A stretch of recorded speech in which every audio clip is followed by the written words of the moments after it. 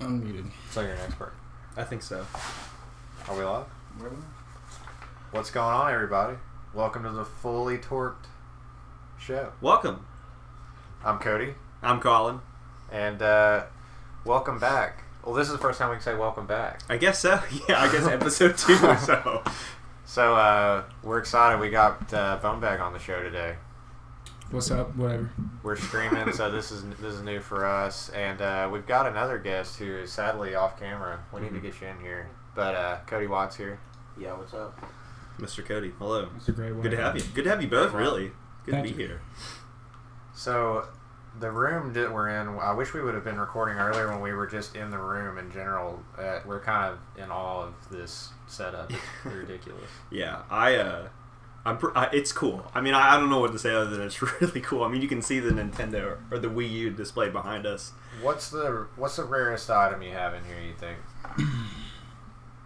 Just in terms of, that's a like, tough one. maybe not most valuable, but just rarest, like hardest to track down. I'd say probably either the Haunting Ground or the Kuon. The PS2 the horror PS2 games. games. Yeah. Okay. So what is it with the PS2 horror games? Or that, like, I know that, like, I already knew just beforehand that those are hard to find for whatever reason. Yeah, they didn't sell well. I mean, they're not a sports game, so Yeah, it's not Madden. Right, Is basically the reason why. they're not dumped out every year. That's cool, though. And then Atlas, like, they have theirs, and they don't make a lot of their stuff anyway. How do you come across that? Like, was it something you were actively looking for, I would assume? No, well, I'm just always looking for lots. Sure. And then that one was in a lot. And then the other one, Kuon, that came up in a trade offer.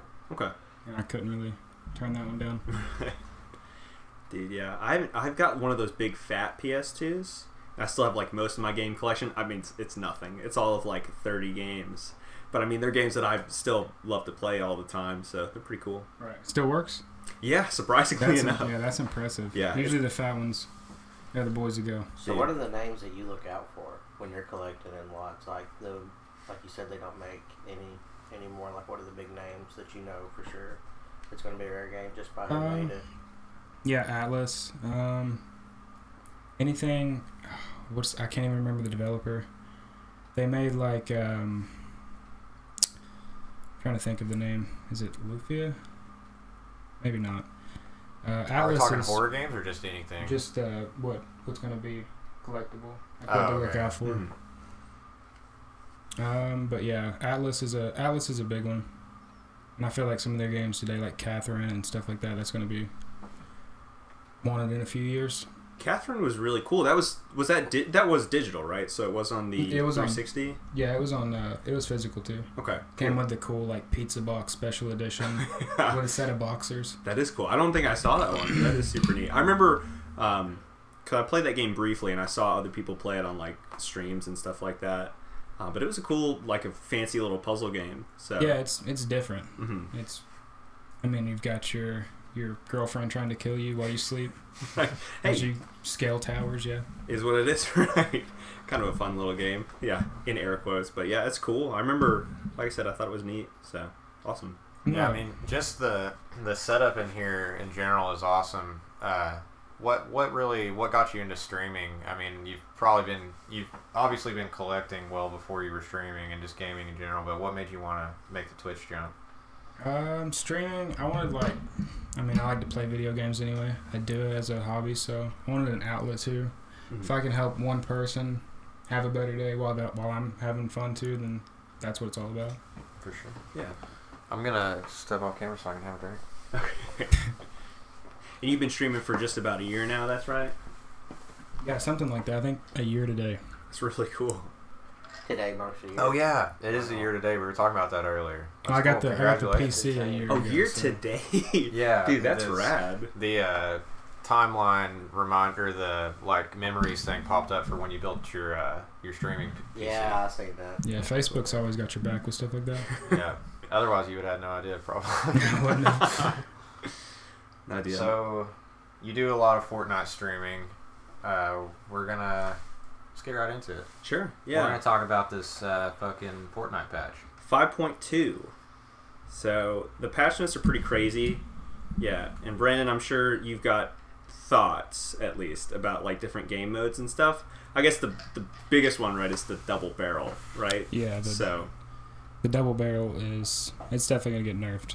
So that's gonna be. Is that an insta kill, like one shot, game over kind of thing? Or? It usually takes the 2 if they have full shield, full health. But Okay. I mean, still then it's not avoidable. Yeah. You're not gonna beat it out if you have a tactical or a pump with it. Yeah, for sure. So. I haven't used it yet.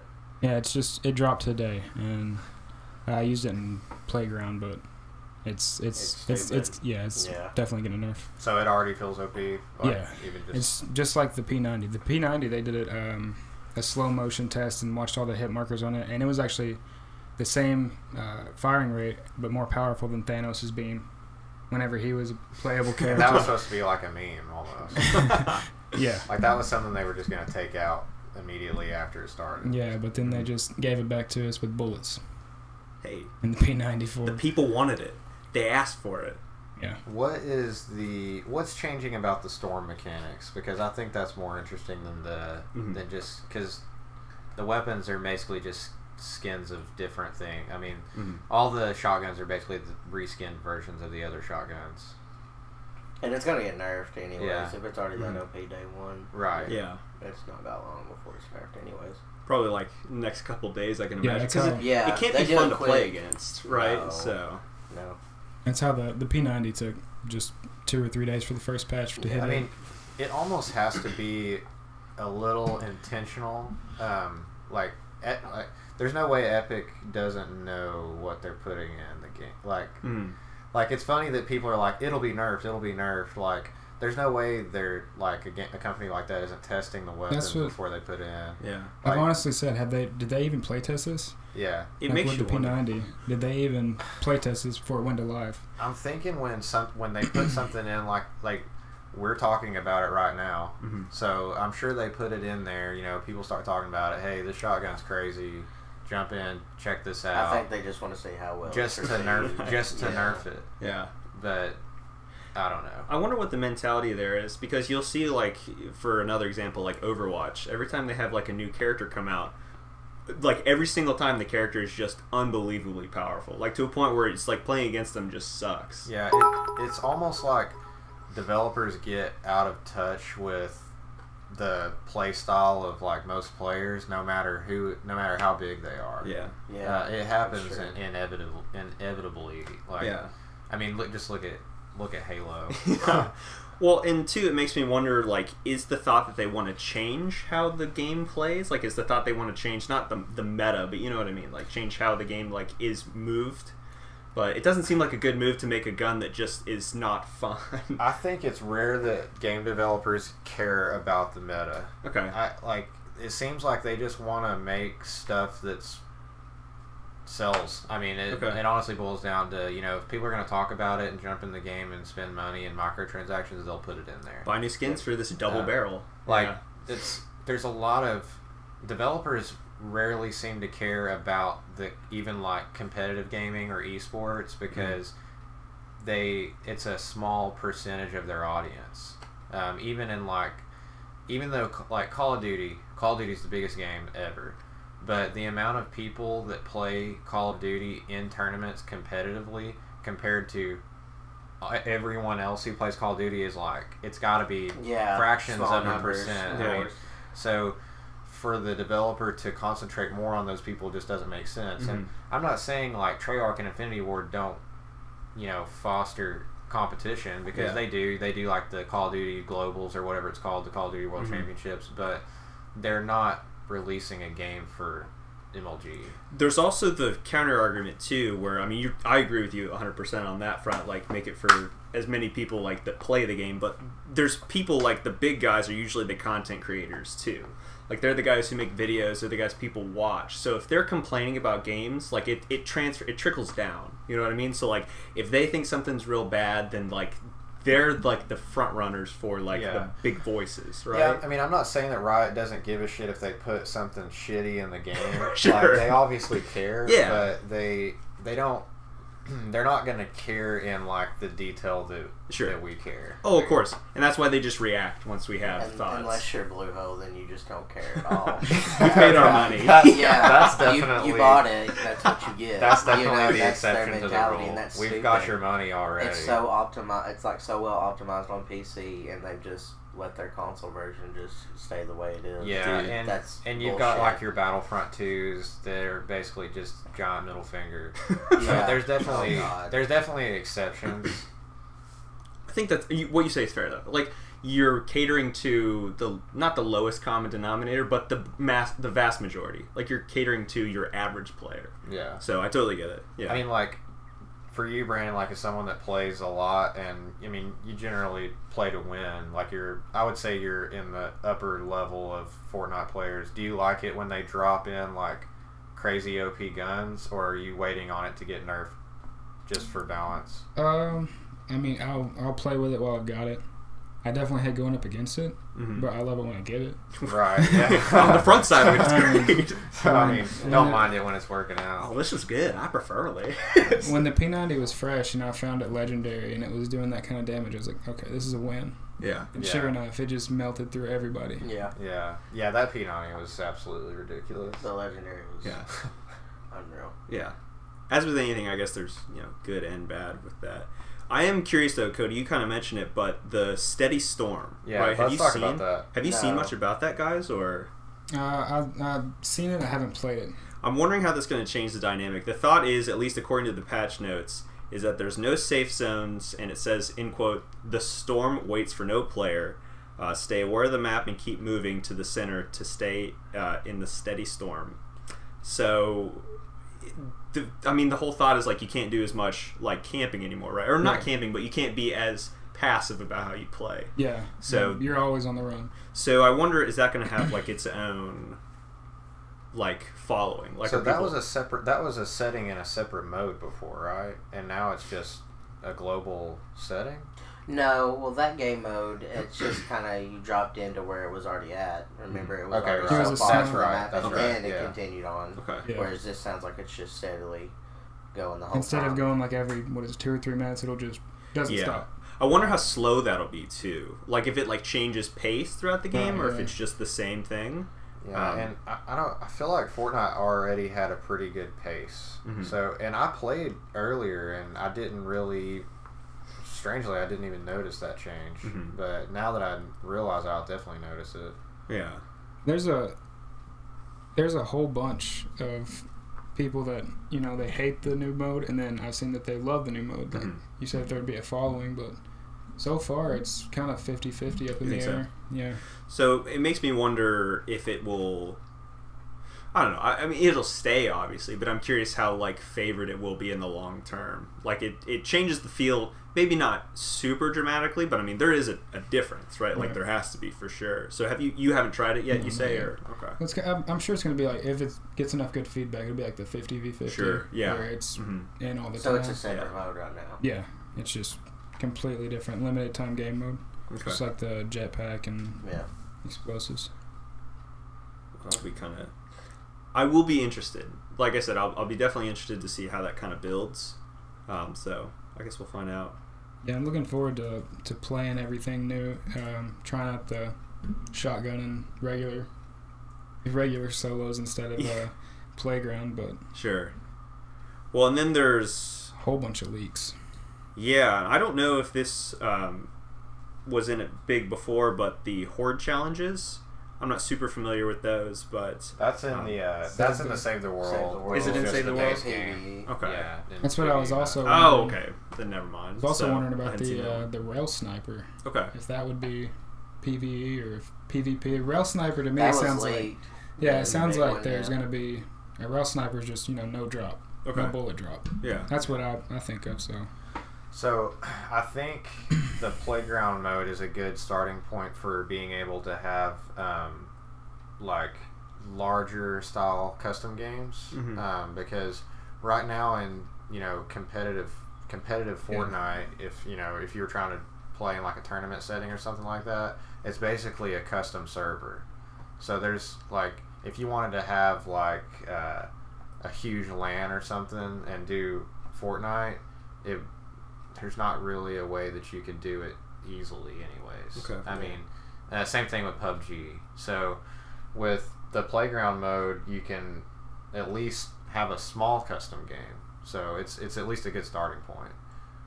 What's the party limit for that? It's probably just 4. Yeah. So, I mean, it's not like right now you can make a custom server with 100 people in it, but I could see that easily coming down the pike with how big competitive Fortnite's getting. Well, even the competitive side of it, like the esports side where they're doing the tournaments and stuff, I hate how they're doing it.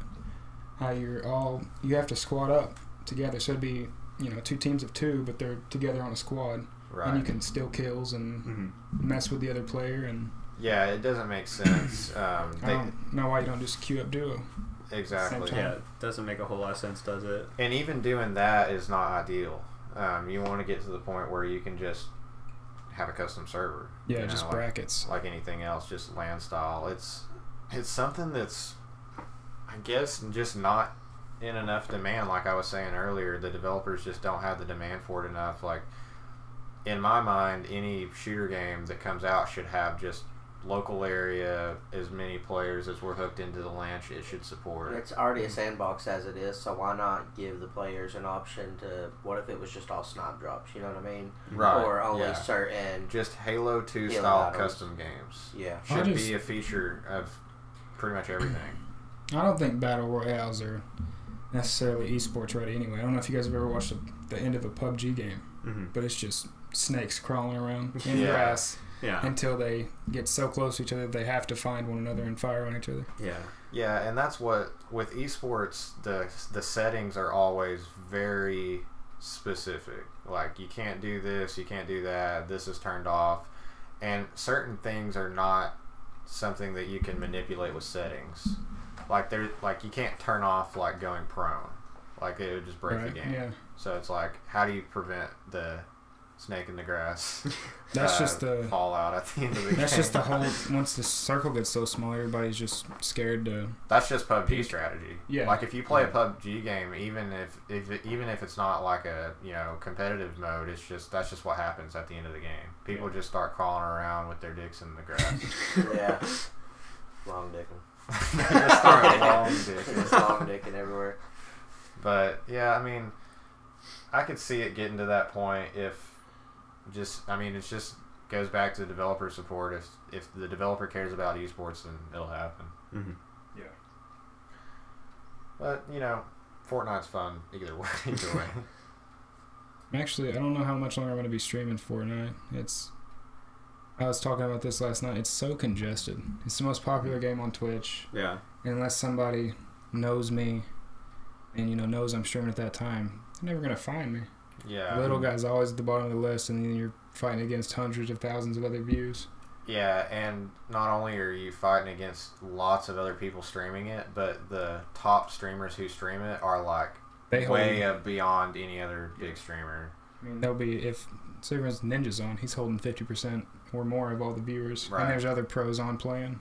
So it's 10 views with playing Fortnite that's really good. So you're thinking getting in more of a niche would be better for your channel and just more fun in general? Well, I'm not necessarily like wanting to do one game in particular, because I feel like I get burnt out really quick, and then it's no longer enjoyable. It's more of a task. Right. You have to go stream this game that your viewers want to come watch. Yeah, at the end of the day, you're playing games. Yeah. You enjoy playing games. Yeah. That's why I started streaming in the first place. So, but I just, whatever I feel like playing, but I mean, sometimes if I want to stream Fortnite, I'll stream Fortnite, but an every night thing, I don't think I can do that anymore. It's so congested. I get you. Yeah, and whenever I think about just as being a friend of yours for a long time, I don't really put you in the category as just like a Fortnite player. Like, you obviously have a pretty broad taste way beyond Fortnite. We've been playing games for 20 years. It's not like Fortnite is our cornerstone by any means. Yeah. I get tired of playing Fortnite myself. Yeah.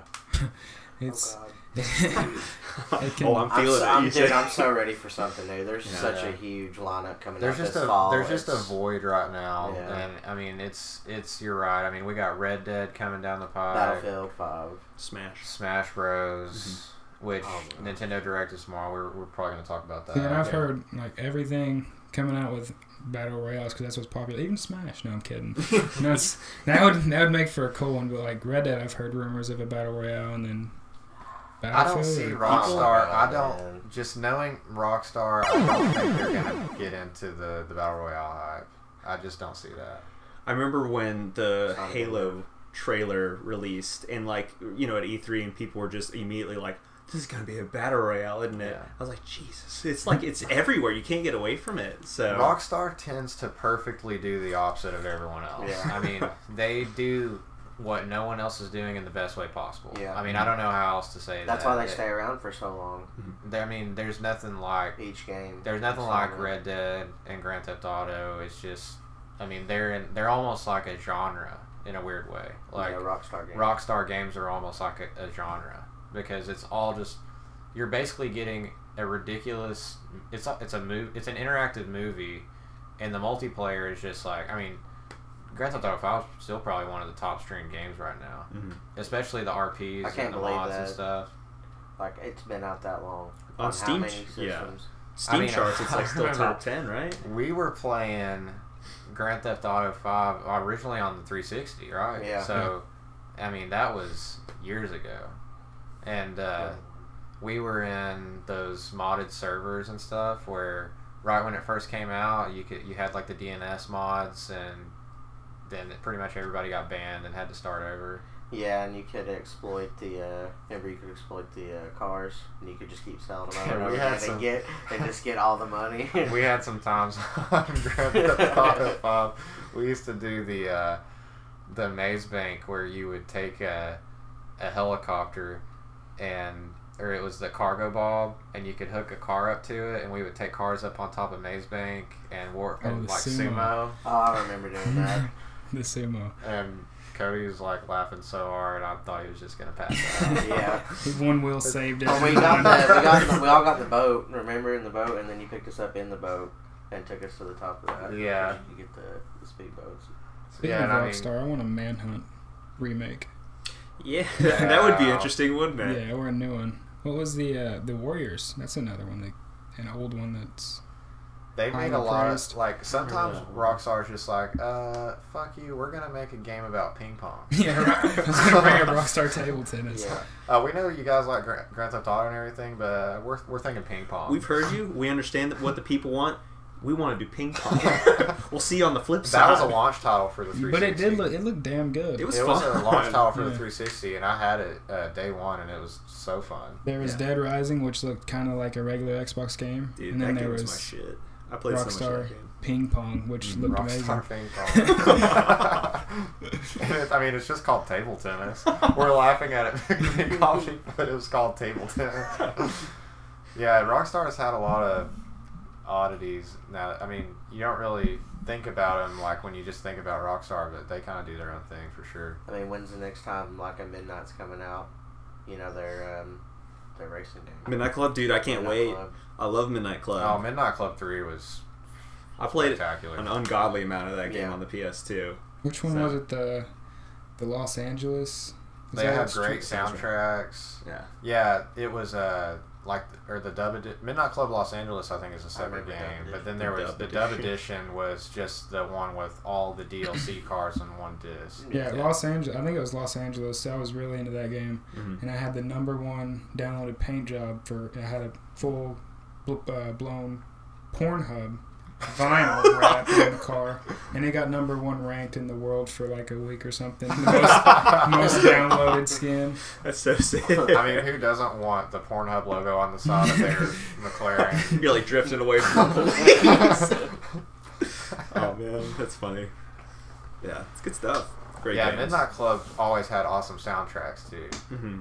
Like I remember actually sitting around listening to the Midnight Club 3 soundtrack. Yeah, it was good. They had a lot of like old school like alt rock and like rap music that I was like, what the heck is Like this? random rappers Yeah. that you never hear anywhere else. Well, all rock. I mean, Grand Theft Auto 5 in-car radio stations are so good. Mhm. Like Vice City's good. on I top wish they of would have it. kept That's just- updating them though. ASAP Rocky had like an exclusive song for that. A lot of Yeah. people did. I mean, like his song literally came out in the game. You know, Yeah, he it's didn't really drop cool. it on any digital music outlets. It came out in the game. That's so cool. Yeah, I mean that's a whole nother level. Like Yeah. nobody's doing that but Rockstar.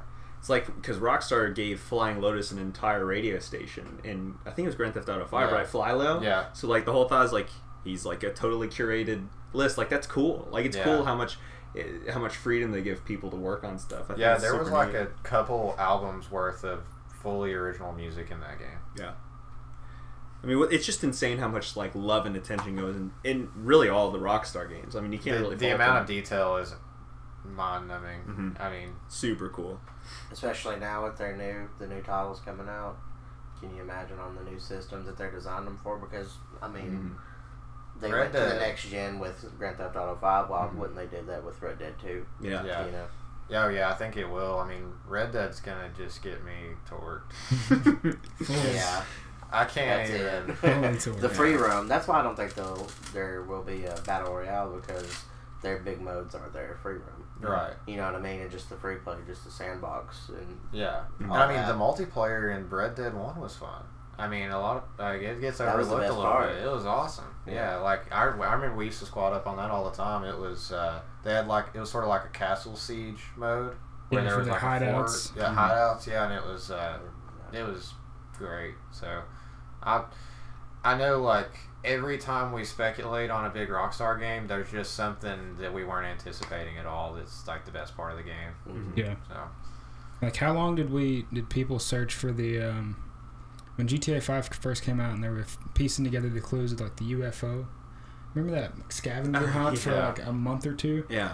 That was just nonstop until they figured out that it's not really possible. I don't even know the update on that. They might have found it and started flying it. Who Yeah, I know knows? there was like several pieces scattered about, but I don't really know whatever came about from it. Mm-hmm. Probably nothing. That's Rockstar's type. Rockstar can create hype off of something that's not even like a big part of the game. Like they sent out some promotional materials today to reviewers and journalists. I think it was like a coffee cup. Mhm. I saw and, that. Yeah. Sticker. Something else like that. T-shirt, Yeah, sticker. T-shirt, and they're just master marketers. Yeah. They really, really are. Bethesda as well. Bethesda can break the internet with just like one little snippet of a new game. And Yeah, we've got something Yeah. with Yeah. Bethesda today. We can move on into that. That's a good segue actually, Sure. because Fallout 76. They announced today it is not coming out on Steam, Yeah. so that's a weird one. Yeah, it's launching on. I don't think another game has done this on their platform, except for, I mean, if you want to count, ESO had its own launcher, but I mean, Yeah. that's nothing. I mean, that was- That's not even really Bethesda. Kind of like Yeah. how Blizzard does with their BattleNet. Battle.net. Right. And that's the thing is Yeah. like we're starting to get kind of segmented on like a lot of these big publishers is like moving away because what Activision acquired Blizzard, so now Destiny and Call of Duty are on Yeah. the Yeah, Battle.net Battle.net, launcher, yeah. so it's crazy. See, I've never even really thought twice about launching Warcraft from Battle.net because it's Warcraft, like it's kind of in its own league. Yeah, But even a game as big as Fallout, I feel like it's a weird move to not launch it on Steam. I like what do you think the motivation is behind it? money, right? So like that's what I'm thinking, but like it's weird to me because Steam is still the biggest like gaming platform on PC. It doesn't make sense to me because like that's where the majority of your fan base are, and I've seen like quite a few people say, "Oh, I'm not buying this game now." Whether or not that comes to fruition, I guess we'll see. But it is interesting because like people don't love the move now. At least that I've noticed. Like people definitely don't seem super happy. I mean, it doesn't really change the cost of the game, does it? It doesn't. I mean, But I mean, it's one of those things where I guess I don't know if it's like server costs or like if there's something to do with like how they have to host it. yeah. Well, I was it's- also thinking like Fallout 76 was the first online one. Mm-hmm. So, and there's these, like Epic, they have their own launcher for Fortnite, and Right. they've got the mod the mod protection. Right. So it could be something integrated with that Steam's Like a not big DRM. enough. Yeah, Yeah. with- A lot Okay. of MMOs If it's aren't just for- hosted on Steam. yeah, just for that reason, I guess. Not calling Fallout 76 an MMO. I'm Yeah. just saying a lot of like persistent world games Final Fantasies is didn't they have their own launcher? Yeah. Mhm. Yeah, Square Enix has their own launchers for 14. And then of Yeah. course World of Yeah. Warcraft. Yeah. I mean, it's news for some reason. From my Yeah. perspective, it's like a super mild inconvenience. I have to Yeah. click on one icon instead of clicking on. I mean, as far as like my experience with it, Yeah. I'm gonna like click here instead of here. It's like I don't. It doesn't bother me at I all. really would like to know why they did that though. Yeah. Why even make that decision? The only like disadvantage to not having it in Steam is like if you've got a big library in Steam and you've got your friends in there and your play hours and all that stuff and you Yeah. can but Can't you still make that custom? yeah, and you can share everything in Discord. Like Mhm. if you're playing something, you can show what game you're playing in Discord, and it's like PCs do not have a consistent ecosystem. Mhm. It's a PC. It's not like a self-contained thing like an Xbox or a PlayStation 4 where it's like all this is here. You got your friends list, your games, and everything. Marketplace. You're on a device where you could switch over to your other screen and like create a video in Adobe or whatever. It's like it has. For people to get all fucking torqued out about it not having like a persistent ecosystem, like you should just get a Steam machine or an Xbox or something, because that's just not the way PCs work. Those might be the people they might have the Steam machine. They might They have be the ones bought one. pissed off. all like 600 people who bought Steam machine. Yeah. I'm pissed. I bought a Steam machine to play Fallout. I bought Fucking Todd Howard. Why'd you do this to me, Tom? Are those things even worth the price? I really don't even know the specs that go in them anymore. I know It's like They Alienware. weren't. it's an They Alienware weren't. pre-built. Yeah. I mean, I yeah. don't know. I don't know how I feel about just Steam OS all the time. You know? might At as least on well- desktop, you can go to something else. Yeah, I mean, in my opinion, if you want to use a Steam machine, you might as well get like a mid-tier Alienware computer and install some unusable operating system on it. Yeah. What's the other thing that Steam has? That you link it up and you can play on Oh, the the Steam Link? Steam, is yeah. that what it is? Steam Yeah, Link? it's just called Steam Link. And yeah. it was just on sale for like $10 during their What's summer that? sale. What does that do? Turns so your... you can- Oh, yeah, you can go ahead, yeah. So you can play, your Steam games like on a regular TV in another room. Yeah, Just- see, that's fine. That's just like a peripheral for Yeah. the computer you already have. But Mhm. a Steam machine is basically just a limited version of a computer. Yeah. It will be interesting to see. I guess you could say the same thing about consoles, though. Touche. And that's, I So think, it's like, yeah. And it's interesting because, like you say, it is, in honesty, just a minor inconvenience. But I don't know if it sets a precedence, but it almost kind of does. Because, obviously people have done launchers before, but I feel like they almost came out the gate that way. Like, Blizzard games I never expected to be on Steam. But, Right. like, Bethesda games have been on Steam. Yeah.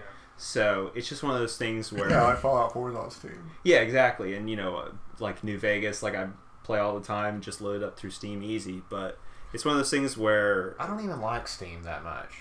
It's just like... It's not...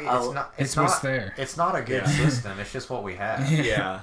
I like We're all Fallout kinda used to it, I think. on PC. Fallout Yeah. just plays well on PC. I enjoy New Vegas. It's pretty through good. Steam. Like, Yeah, Pretty good. I just don't know that Other Steam than is an excellent platform. No. I mean... It's not. It's just a gray interface. it's boring. Like And you've been looking at the same thing. It doesn't feel Yeah. like it has any like community. And like It's the community trying pages to, on yeah. there are just awful like troll pages. Like you might as well like load up 4chan, whatever. It's two people. It's dudes going, I hate everything. And dudes going like, have you seen this in this game before? And other dudes saying, I hate it. It's Valve, which is like the memeiest company on the planet. Mhm. Yeah, Like- always will be. Like, it's funny now that they're known for like being like a PC gaming behemoth when it's like they were the Half-Life guys. Yeah. And they And have a new game coming out. I heard about that today. What's it called though? Did you hear about that? I didn't know that actually. Yeah, I didn't either. actually look it up. Yeah, Valve is the most memed gaming company ever. Gabe in particular. Yeah, Like he's, everybody. Well, he's like the That's the it's face of it. Artifact. Dude, he's the man. It's just a card game, but it's their Artifact? first new game. Oh, they talked about that E3 from what I remember, but I turned my brain off when I saw it was a card game. But It's it's how all, like you turn your brain off when you saw the Elder Scrolls mobile game. I was like, oh yes, thank you. I just stopped listening. Oh, dude, that's. it's just like Hearthstone with WoW, but this is with Dota. It's like Hearthstone but with guns. Yeah. This is just Dota characters instead of WoW characters. How many times can we do that? A lot. Enough. Yeah, Do we but not have Elder enough Scrolls of has those? the Legends. Do you wanna right? And test them? Fable has one. Oh, do right? they? I think so. They have the Brewpub game. Is that what you're talking about? No, I'm just talking about these There's card a- games. I have that just absolutely went- no reason to play Hearthstone with Magic the Gathering Arena out now. Oh, the beta just came out like a couple weeks ago. We were talking about. There's like, why would I ever play Hearthstone again? See, I've never played Magic ever. See, I've only played Hearthstone. I've Hearthstone never been is that- just like Yeah. stripped down Magic with like a cool UI. So MTG Arena is cool UI with actual Magic. I want to play. I need to try that game out because I want someone. I want one of you to defend Hearthstone. Cody's I'm played not it the huge- most out of all I of us. mean, I got into it seriously for maybe, I guess a season But you or haven't two, played Magic, right? But I have not Okay. played Magic. So I want someone to like tell me it's better than Magic. I can't because I don't know. It's just the UI. I think is the big. It's just so simple. It's super Yeah. user friendly. It's like Yeah. so Yeah. easy to get into. So think maybe that's what I just makes shouldn't it- even be comparing it, is what you're saying. I think. If it's Well, so stripped down, Yeah. I Well, can tell. so like in two, It's just like maybe just a different game. yeah, because I mean you could play Hearthstone on your phone. I highly doubt it's that usable that you could play Magic the Gathering No. easily on your phone.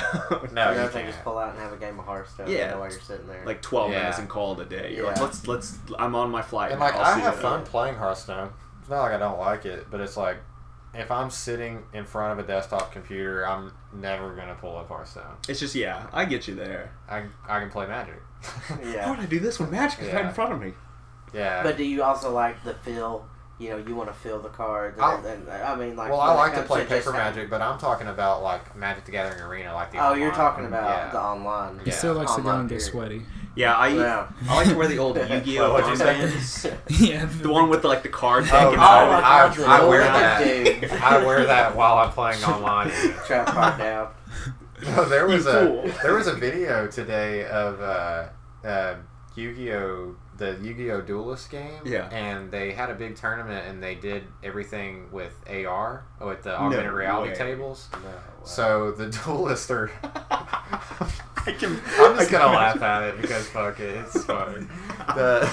The guys are cosplaying, Yeah. and the table has these huge AR graphics on it. So when they like play something, it like puts this huge.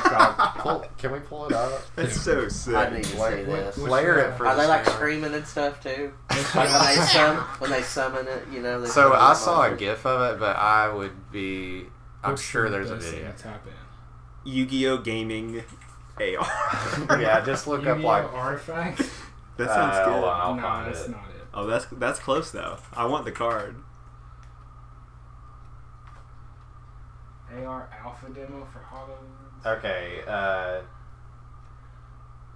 here, I'll link you the article. What we linking with? FB. Dude, Cody, I want some Google Glass so I can try that out. I want to do it on a HoloLens and just go to another fucking dimension. What is the word on that? Are they gonna give the public anything on that anymore, other than if you're lucky enough to come there and try it out yourself? You mean Google Glass or No, The HoloLens. Which one is the HoloLens? So, It's the Microsoft one where like it stuff's in like if you put it It's, on. it's AR. so I was so Yeah. excited Oh, about the okay. HoloLens when I saw the Minecraft demo. That's been, what, 2 E3s ago now? That was when I AR feel was like it big, a right? while ago. That's what I seen. And was for in some- Minecraft. I think Microsoft is skeptical about the demand for it, just because of the way Oculus has went on, and like Oculus and PSVR, they kind of just saw the way that played out, and I feel like they've taken it back after that. And it's not that Oculus and PSVR aren't good, because yeah, there it is. I mean, he's just fucking casting them. You free. You've activated my Look at him card. guarding it. Look at that god right there. Dude, he is in the zone. That is Slayer. sick, though. You can't deny It is- That's I'll be awesome. honest. I would play Don't that. And I'm not That's I'm not awesome. making I would I'm play not so laughing hard. at them. It's just crazy. It's so like over the top that it's funny. It's like There's no way that won't that's be what fun. they see. That's We what the got crowd this sees. kind It's of that big. that's what the crowd technology. sees. Oh my Dude. god! What a freaking time to be We have alive. this kind of technology, and we're using it for Yu-Gi-Oh. They're lit. That's the first thing on their mind. Is like, yeah, we're playing Yu-Gi-Oh with this. shit. Yeah, I mean, We played it all our lives. They use this like one other time for Tupac, and then straight to Yu-Gi-Oh. Yeah. yeah, The natural progression. that is the one that makes me laugh right here. He's just Yeah. he's just going off. And it's full cosplay too. Full cosplay, Yeah, yeah. they're screaming. Oh my god. Yeah, I think it'd be funny to have a clip of someone from like, you know, the 1930s talking about like, in the future we'll have flying cars. Yeah, how far advanced we It's be. just And then it's just this. It's like school. Every child will have a holographic learning companion for education. We're just casting you. Yeah, we're just lit cosplay. We're just cosplay Blue Eyes White Dragon. The world's going to shit, but there's a Yu-Gi-Oh! World Championship 2018. Priorities. Been around for... How long has Yu-Gi-Oh! been around for? God. 30, 90s, 40 right? years? 90s, I It's think. like Yeah. since the dawn of man. Yeah. It's My ancient. great-grandfather, I've got his cards up in my room. Well, they're ancient. Older I than mean- time. If you like Yu-Gi-Oh, it's fun. I mean, it's a fun game, and I'm a huge Magic player, so I'm not gonna be like, you freaking nerd.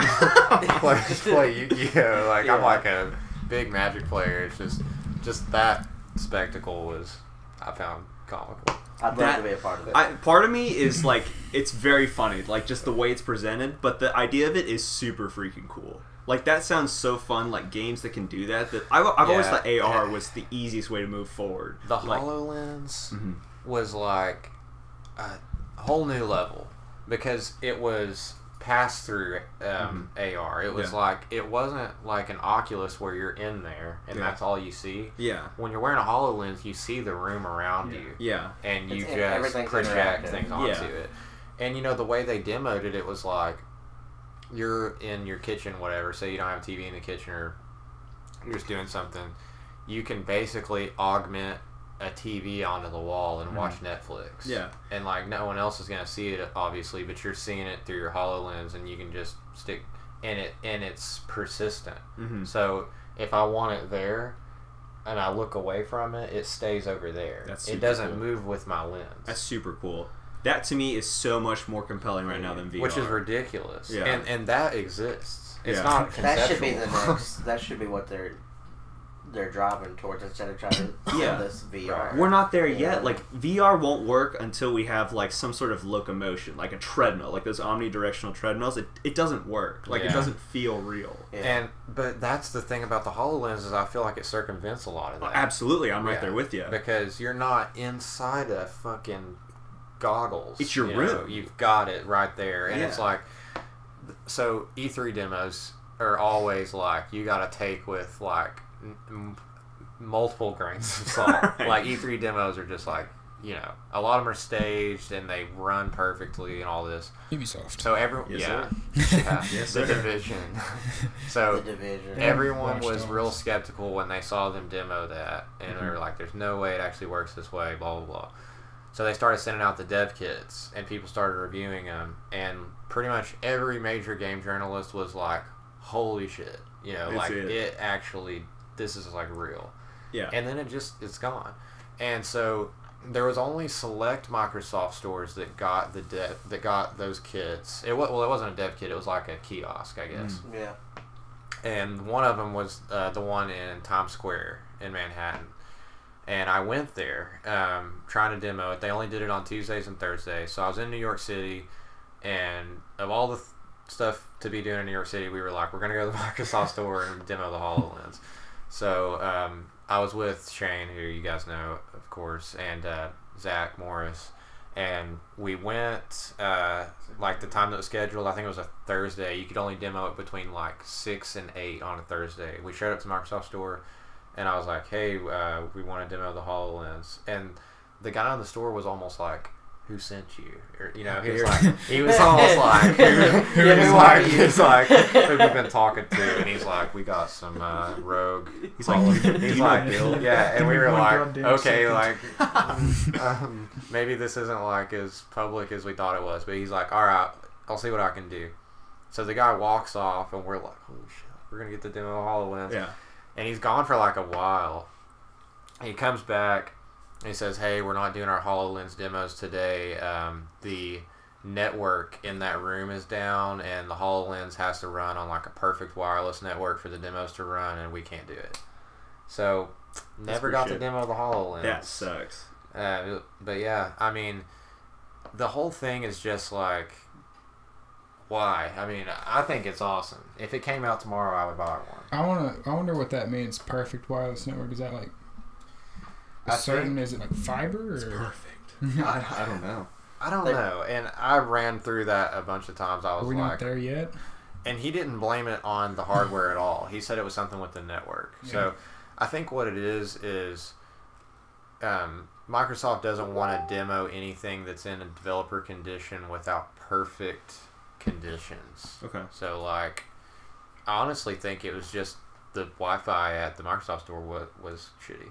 Wi-Fi down? It was that simple. And they were like, we're not demoing this thing. They were only demoing it like Oklahoma City, Los Angeles, Seattle, Tokyo, New York City. That sucks. 5 stores worldwide. They couldn't upgrade the internet for those 5 stores. Oh, dude. The internet machine broke at all of them collectively. Yeah.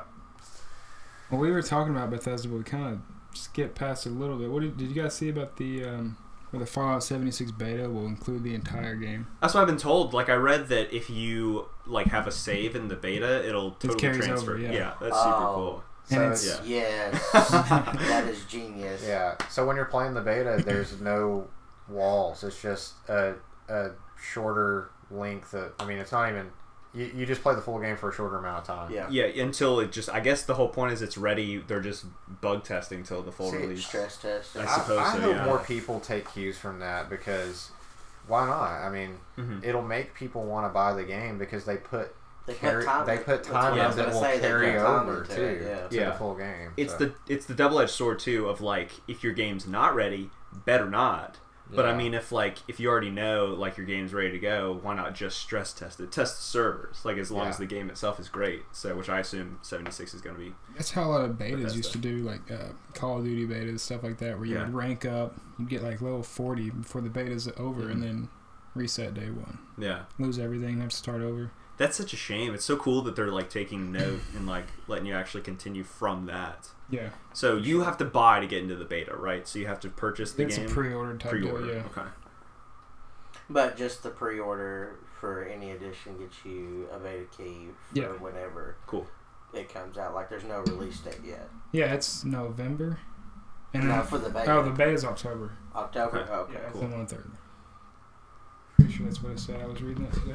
So what are the collector's editions looking like? What do we get? You haven't seen that? I've seen them, but I don't they're cool. remember like the differences in each one. Awesome. Oh, Let's you'll pull 'em remember. up. Show them the one you're getting. Put it on the video. The one with the Just pull it up. Alright, so the Power Armor Edition comes with a wearable Power Armor helmet. And then if you've got the other one too, you got the Pet Boy on. Yeah. Perfect time for Halloween too. All you're missing is a jumpsuit. How big is the helmet? Like cat size? Like, no, it's wearable. Human wearable. Full, It says it right here. the Like lamp wearable even works. T51. Yeah, it's got the headlamp that works. What if I got a big ass head? And then of course they did the cool little map with the collectible figures. Oh, that's cool. So it tells you where they are, or I think. What did he say during E3, Todd? He said that he's just always wanted that, so he decided for this game's collector's edition he's just going to make it. I think so. He just wanted little figures like that. treasure map. Like something like the Army Men used to come in. That actually, I'm fine with that. I'm fine with like obviously if you have to travel and get it anyway, like you may as well see where they are. But of course, this was a pain in the ass to get, Yeah. and because of scalpers. I mean, it was. So you already got that one locked down. Yeah, had to buy that bitch. Dude. And That would be sick. It came up. Amazon would not send me the notifications. I was getting the emails, but wasn't getting the notifications that it was back in stock. And it was already getting scalped on eBay for like $350 to $400. Oh, that sucks. So I finally found it. One Best Buy, one retailer online had it, and Best Buy, and then they were sold out like 5 minutes afterwards. God bless Mr. Buy and his whole company. That's his name, right? Yeah, Mr. Best Buy. And I want this one to. Go. I have mixed feelings about Rage 2. I hope it's good. I want to see this. I never played the first one. I didn't play it a whole lot, but I mean, I love id. I love the new Doom. So I just heard the soundtrack for that today because I never played that game, and I always heard that the single player was good. And I heard Doom? the soundtrack for that Dude, game. it's fucking rad. It is amazing. It's That's so one of the best good. soundtracks I've ever heard for a game in my Dude. life. Like, I would just sit there and listen to that music Mick Yeah. Gordon, all day. the guy who did that soundtrack, also did the Xbox One. I think it was free to play, but you like bought characters. But the Killer Instincts game when that Yeah. came out, he did the entire soundtrack to that too, and it's pretty good. It's not as good as Doom, but it's Right. good. So Yeah. worth a look. They almost sold me on the whole collector's edition of Rage 2 just because of like the TV commercial they did for the talking head, like right here. Yeah, It's like the old talking fish, yeah. but they did like an old school 90s as seen on TV commercial. Mhm. Late That night, almost- late night. Yeah, You know, that almost sold me right there on it. I have hopes for that game. They're not high, but I have hopes. Yeah, I had hopes for the first one too. And we remember that one. It was. They brought freaking Andrew WK out. Dude, I knew, like, they're watching. Remember, I was like pretty torqued that We they were brought Andrew out. like- I was like, oh fuck. the only thing that was bad about it is there was like only 3 like solid people in the crowd that were just going off. Like Yeah. that just made their night, and everybody else was kind of just like, Well, Yeah, well, This it's is like happening. they were just having a rager at like a press conference with a bunch of like gaming journalists. They're all just like, oh. and he's up there Who's going this? off. Yeah. I think this is called a rock concert. what was it? Rage 2? Mhm. The conference, or I wouldn't even say the conference, just the showing of it. The 2 guys on stage where the one guy didn't know good English, and so they just kind of stood there and just. There was a crazy awkward moment during that. Yeah. They just I kinda think just- one of them was supposed to introduce I don't know what the dynamic was supposed to be, but I feel like one person was like, "You're supposed to go," and the other's like, "I'm here." I remember that. Probably It was- pull up a it was supercut really- and, It was really awkward. I feel like Krogcat's probably got a video. Yeah. Yeah, Crowcat's probably got I it. love him, dude. Like, all the new Dude. games come out, they get praised, Dude. and then he's like, the old one's better. I've been, dude, ever since the No Man's Sky video, Did you just religiously. Google E3 Well, his cat? name's Crow. His name's Crow Cat. Yeah. Ain't 3 Cat. Let's go ahead and check in on the old E3 cat. This is him, right? Crow Cat? Yeah. Yeah. There's one on like Gaming Bat. Too, I or love the something. one of Ubisoft downgrades. Oh. Yeah, see that GTA 4 Yeah. is better than GTA 5. Oh, yeah, this right here. Full screen that baby. This one right here is all you need to see. What we were just Yeah. talking about. Oh, this ad. I'm not sure I if love I've seen this them ad, yet. This Cody. how it is. You've never seen his videos? Not many of them. They're worth watching, man. They're so They- funny. YouTube's doing 2 ads You just now? got double torqued. Dude. Alright. 2 ads. What? Now you getting... To amaze on day one and continuously This is what we were improve just over the talking about. generation ahead. Actual gameplay. Yes. This is an Xbox Did One. you see that pop in? You pay good money for that. Xbox One running this game Oh right now. my, this is the truth, though. This is And the then you're truth dead. about Like this if game. you get stuck in something. This Shane's is died what many Shane times sees. to a Yeah, couch. that's how he It tells looks- us all the guns. They're Where look- they're at. They look like they're made out of ice cream. It's like PS2, like PS1 building. That's all it is. Ice cream. It just looks like indistinguishable blobs of shit. Or you gotta get And the solid gas tank. can's just perfect 4K. Dude, that's fuck. That's that right off the there. floor. I've seen this before. This little like clip right here where he's if I can get back to it. Oh, I hate when YouTube does this. Okay, so here, whenever he's in the house and he's kind of like, see how you can see it's lighting up, and then when he turns, he can see something else. This is how Shane's is all the time. So we'll be landing, and he'll say, "Okay, there's an AK-47 in the bedroom, top floor." Yeah. And sure, Hacker. Like at the hospital, you know, he'll He's be like just in the M16 mainframe. top floor. Yeah. He's That's how we know where to go. he's calling it out as we're landing.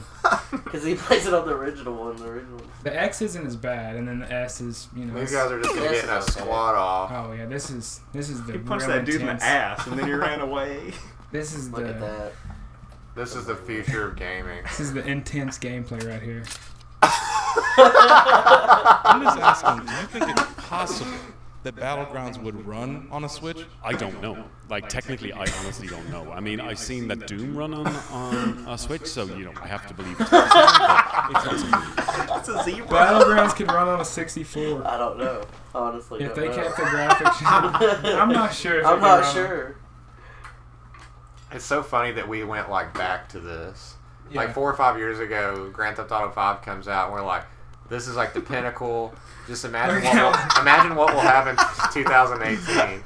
And it's just like a fucking naked guy lagging through a wall with PS1 Yeah, this is graphics. the only game where I think I've seen where if you try to pick up, you know, if there's 3 different things of ammo and you try to spam pick it up, it's just He won't do it. Yeah, you have to do it one you at a have time. to wait until he grabs every piece of ammo or he's just stuck like this. Yeah, he's just DJing. Like, this is like one of the most This is popular peak games gaming out now. right This is 2018. Okay. Yeah.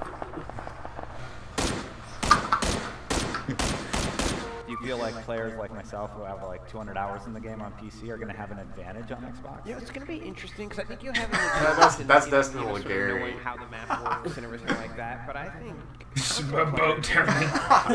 they're going to go in pretty quick and yeah. The release night of this game, the developers were just like, they fucking bought it. Yeah, I can't believe they bought it.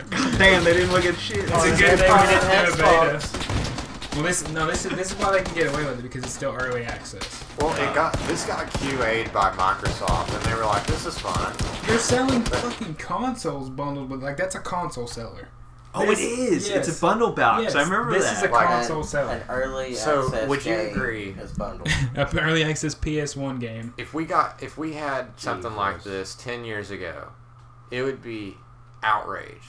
Like, if someone sold you this game on an Xbox, it would be absolute Suicide. outrage. Yeah. It's fine now because it's early access though. And you can patch it. Yeah, that's Yeah, it's every like- game.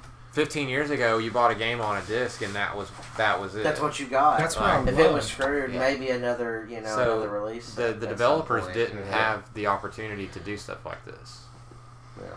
It's just a promise it's like a campaign promise almost. It's like a Kickstarter without. We have to put like this weird political trust into digital games. Yeah. It's like a politician. It's just like hope that it doesn't suck after a while. Mm-hmm.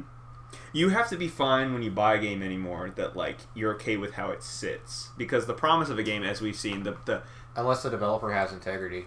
look well, yeah, well for sure. And then you look at like, because you know the perfect example being like CD Projekt Red. They haven't made a Oh, game. that's what willing I was to just buy I was, it. telling I him was about, just right? about to Yeah. say that. Like Yeah. someone like that would never No. put their name on something like in that condition. Yeah. Like The Witcher 3, just the standard edition came with that pendant that's on that keychain there, the thank you card, a soundtrack, stickers. The Yeah. standard edition. Yeah. Yeah. Yeah. Nothing special about it. Yeah. Just day one, It's standard edition. that game is so freaking good. And with the name they have now, there's no way they can do that because they're held up to that standard now. Yeah. So They're- not They gonna- wouldn't have done they it back wouldn't. then anyway. That's what I Yeah. mean. Like they're kind of like in stone for being that company. They're It's like that they're out the there. Polish rock star at a point. Yeah. Like they're people who like it's not that they can do no wrong, but it's like they're consistently good. And like it's you obviously like reward that. What was it? Like The Witcher 3 like in its first week sold $61 million worth or Yeah. something like that. Like It was ridiculous. yeah. Wasn't the DLCs very successful? Like they were their Oh, own yeah. huge segments of the game. that And there they- were huge Yeah. chunks too, like multiple dozens of hours that add to the game, which is awesome. Really, Yeah. really can't say a lot of bad things. So, I want to segue into Super Smash Bros. At Nintendo Direct by watching a Crowcat supercut of Nintendo Direct. There has to be one, right? There might be. I actually don't know. just search this out. There's the Nintendo Switch's painful launch. That would be good if we don't have anything else. Nice starting point. Just anything with a business type on stage will suffice. Anyone with a suit or someone on a stage. Wait, which one was this one on the stage? Hang on. It was probably E3. Oh, that was Minecon. That's another good one right there to talk about. That's Lawbreakers. Dude, Oh I my think God. didn't the studio that created Lawbreakers like Let's take a just look. close? Wasn't it Epic had it, didn't it? Well, so Cliff Bleszinski split off Epic and made Boss Key. That's the name of the studio. Right, yeah. And then Boss Key, they like worked on Lawbreakers for a while. They're like, this is the big thing, but Overwatch existed, so all of 8 people bought it. And then you look at like they said, hey, we're not going to put any more money in this. And then a month later said, we just made a battle royale. They made Radical Heights. Yeah. So and then like a month later they're like, shit, we're out of cash, by the way. We're out. So craziness. But anyway, sorry. Look at how the game looks on screen. This is the new world of Zelda.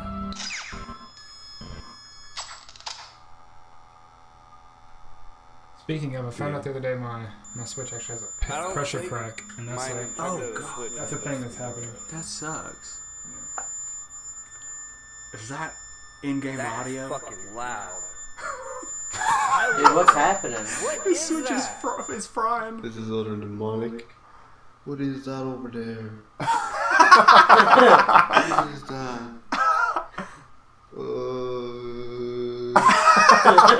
I don't feel well. Oh, Jesus.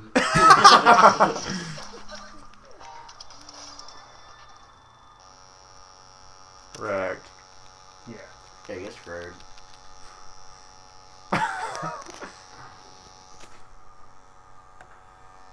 You should have licked it before Dude, you I plugged would it throw in. that thing. I was Dude, like, it's like have you- about to go. Like, it's about to blow. Dude, have you guys licked Yeah, a that's what Nintendo cart? Oh man, that was the thing right when it first came out. Yeah. I did it. Let's have to get a drink. Okay, let's Uh, play with the buttons. Let's play with the thingy. So evidently Oops, they I went in coated the thing. all of the cartridges with Is this the wrong side? some kind of Do we have the wrong compound that side? makes it taste horrible. Yeah. Bitter. It's very So evident. Oh, mine's because they're so stuck now. small to prevent children and animals from eating them. It does This not is like taste good. cemented And when people on. found out about that, they just started licking them and putting it on YouTube. Lick it. Lick. Uh-oh. I licked it, Are you Switch. fucking kidding me? Dude, my I Switch did. is I like how bitter. switch I real quick. gave Breath of the Wild a good old lick now, and it tasted like tugging. shit. Yeah. The game's good, but I give it a lick score of 2 out of 10. Not good. Let me see if I can find the Crow Cat cut of E3 because we're gonna talk about Direct here. I'm interested in Direct, for sure. I am Reggie Fils-Aimé. Do you have a Switch, Cody? No, I do You not. don't. You No. played one though, right? So- Yeah, I've played on Brandon's a couple of times. They're awesome. I didn't know that the problems were. I don't know how widespread those were. I didn't buy one until like a year later. I bought mine like. What the heck's wrong with you, Cody? I bought mine like right after Super Mario Odyssey came out, which wasn't a year. It was like 6 months. Yeah. But I like mine a lot. I've had nothing but good things to say about it. What's your favorite game? Dude, I can't stop playing Mario Tennis to save my life. That game, You need to get dude, that. We you had so are, much fun playing it on 64 the other day. You're welcome to try it on my Switch if you want to try it out. It's so freaking fun. Just the titles of these Crow Cat things make me laugh. The games, whatever the Spike TV one is, where Jeff Keighley's like "Welcome to Hell" on the front, and his eyes are like half closed. Yeah, I'm gonna-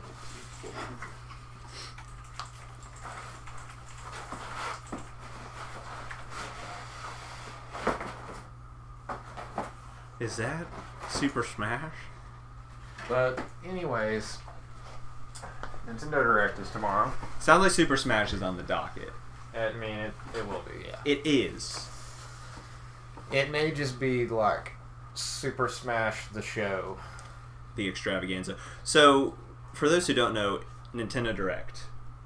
Yeah, it's basically their own little self-contained press conference slash. Like BlizzCon, but just Nintendo. It's But less of a smaller. convention though. I mean, it is. Happens a lot more though. Right? Yeah, it's not like a yearly thing. Like they kind of just do them when they have some shit to drop. Mm-hmm. They're just like, oh, it's time for Nintendo Direct. So it's got some convention aspects to it. Like there's like, you know, some meetups and stuff, but it's basically just like it's basically a it's basically a big fancy press release. Okay. So it's gonna be tomorrow at 10 a.m. They are, which, you know, if you're on the audio version, tomorrow is gonna be August the 8th. Yeah. At 10 Eastern. So it's basically gonna be old Fizame. Ooh. And the boys. Oh, the boys, you say? Telling us about Nintendo. So, I mean, I think they'll... So, I don't know if you watched the Nintendo... I mean, they even called their press conference at E3 Nintendo Direct. Okay. So, it's just something that they drop on press releases. That's what they call, like, their and that get-together. shit was literally just a 20-minute video of every single Smash character. Yeah, and what their sweet. special abilities were. Dude, my eyes were, like, falling out of my head. It just, like, was never... Not that I'm complaining at all, but it was, like, just never-ending, like, No, I'm complaining. data. It was awful. You thought it was too long? Yeah, I hated it. Well, like... It makes me wonder, too, what big announcements can there be at Direct other than, like, oh, X is going to be in that game. Oh, this map exists also. I mean, like, we get it. It's a fighting game with Nintendo characters. Mm-hmm. It's Like awesome. a We already like it. You don't have to, like, showcase the hits off of it. Like, I don't know anyone who's, like, not stoked. You know what I mean? Like, Yeah. people who have Switches, at least. we want to see people fighting. I want to see the game. I don't want to Yeah. see a expose on every fucking character in the game. By the way, Ness is here. Have you heard of Ness? Like that kind of thing. I'm not going to be standing in line to buy it thinking, man, what is young Link's special ability? I got to figure that out right now. It's going to be more of like, I want to go home and split screen this with somebody and fight. So I think they'll probably just show some gameplay, talk about it a little bit. Yeah, But maybe there's the some new speculation. Pokemon. Maybe they're announcing something. Something to do with a new Pokemon, though, too. They could Oh, yeah. throw something in with that. Right. Or people are really wanting Animal Crossing. So Would you pick up Animal Crossing if that came out? I would. What if it's like the My Wii U girlfriend version? So I didn't play that loves Animal Crossing, and she's really excited for it. Erica is like, she's like, she watched the Nintendo show at E3 just to see if they talked about Animal Crossing. So, but I hope they do. I mean, I like Animal Crossing. It's great. That I is mean, a good one, yeah. I didn't the mobile play game is awful. I haven't touched that one at all. It's just a grind simulator. That sounds fun. But then there's the Wii U version. So what was different about that one? I never played that one, so I'm curious. Like, what weren't you like a huge fan of? Well, it was a board game aspect. It I'm was out. Yeah, it was board game, and then to roll, you had to touch an amiibo to the reader every single turn. That was another one they didn't. Yeah, it's. And for these reasons, I'm out. It was awful. Nintendo always has this thing where they get like a popular brand or game, and they just it's popular for what that is, and then they take it and skin a completely different thing with that. Yeah. Oh, you're talking like Mario Party and stuff like that, like just or just like, oh, you like Shovel Knight? Well, here's Shovel Knight baseball. It's just like they'll just skin something that's not the reason you originally liked the game at all with that character. Yeah, like the original Mario, he's a plumber. Yeah. And now we've got baseball, soccer, tennis, and then. But the funny thing is a lot of those games are fun. It works, yeah. It's like, it's just funny because like no one else would ever think to do that. It's like Gears of War Epic would have never been like, oh, we're gonna do a Gears of War farming simulator. It's That's like what the kids are playing. Nintendo would do something like that and it would be good. It's because they can. Yeah, well, and you look to like at you can stick Mario on anything, people will buy it. Oh, Zelda sure. on anything, people will buy it. I'm living proof. Yeah. Well, you look to like I think they can do it because they've proven that they will try to make a good game first and foremost. Yeah. You look at the opposite side, Konami. They took the Metal Gear license and made Metal Gear Survive, which is a steaming pile of shit. Yeah. So. And like Halo Wars is like subpar RTS game, and I'm just wearing the hat because it was $2 on clearance because nobody else bought it. Hey, I ain't knocking it. Yeah, it's a Halo Wars. I did not even notice that. Is it really? Yeah. Hate the game. The hats are You're like, Cody's like, what is that? What the fuck? Get that And away from me. Like, is it really? Speaking of earlier, there was I went to eat yesterday, and I asked the server for something. He's like, "Hey, I like your hat, by the way." And I was also like, "Who are you with? Who sent you? Do you know Bill? Who sent you, Yeah, it's motherfucker? like, I know you know one place Halo was." You're like, are you making fun of me? That's what he was doing. He's like, nice hat. It was on clearance, goddamn. He's like being genuine, like he likes your hat, and you're like, all right, motherfucker. Fuck you. You just lost my business. He's All right, you snide bitch. Fuck you. What's your angle here? Because we know you're not a fan of Halo Wars. Because it sucks. Yeah, because it's awful. You know, we were just talking about. I know this is off topic or rambling or whatever, but it's all the Smash characters. Did you guys see that Negan is coming to Tekken? Yeah. Is he really? That is saw that something that yesterday. I've never seen before. Yeah. I Like a mean, TV character. Yeah, a random TV character coming to a fighting game. What? Well, So besides Soul Celebrity Calibur Deathmatch. has brought some interesting people in, but I don't think it's ever been outside Vader of and gaming. Yoda. Yeah. Okay, well, yeah, that's true. Vader and Yoda. And they put Master Chief in, which was like weird for them because it was like not an Xbox thing really, but Master Chief was in one of the Soul Caliburs. I never knew that. Yeah. Soul But Calibur Negan? 4 was the shit. Yeah. Negan though. Yep. Negan. That's just I don't know. I don't. Is he gonna have a bat? Was he Like did just the- hit people with Lucille? Mortal day? Kombat Yeah. 11, Jerry Seinfeld. Yeah. Call him in. I mean, might as well. What's the deal He's here? also in TV characters. But I mean, that's what I just mentioned. I missed that game so much. Is I don't know who made it, but Celebrity Deathmatch. Do you guys remember that game? I never played it. No, Oh no. man, it was so. I good. honestly like the Like show. the MTV. Yes. Yeah, the thing? show Yeah, cracked me with up. like the claymation characters. Yeah. The video game was so good. Bring back Backyard Wrestling too. Dude, you said it. I was thinking it. Backyard Wrestling. There was goes the real neighborhood. OG. Do you remember the downhill racing game for PS2? The downhill mountain bike racing game? Yes. I just saw it come up the other day. Something aggressive or something like I remember renting that from Blockbuster like 20 times. Mhm. Like I just never bought it for some reason. That's how I did 'Cause it with was- Gears 1. Because it was on like a 360. I just kept renting it. Because it was like a one-off, just like jump in play game. It didn't have like a career mode or anything, and so I was just like, oh, I just feel like playing this. I'm gonna rent it. Yeah. And I remember being like 14, 12, 13, 14. I rented it like 100 times. I did that with one game, but I can't remember. But it was I had the Game Pass too, so that's what I missed so much. My copy of Skate 2 that I still have is in a Blockbuster box. That's so right. I never took it back. You might have to go Blockbuster was to. around? You might have Oh, to go yeah. to Alaska and return that. Yeah, there's like one left now. Aren't there? I think there's like one or two. It's No, like they the- closed the one. Oh really? Yeah, it's shit. Yeah, It's like they an just Anchorage. did it. It was like last week or Dude, 2 weeks ago. really? Yeah, there's like one Blockbuster left. Dude, that's wild. Isn't that crazy? And I hope You it could rent stays Game standing. Boy Game Boy Color games at one point. Remember that? You could rent consoles.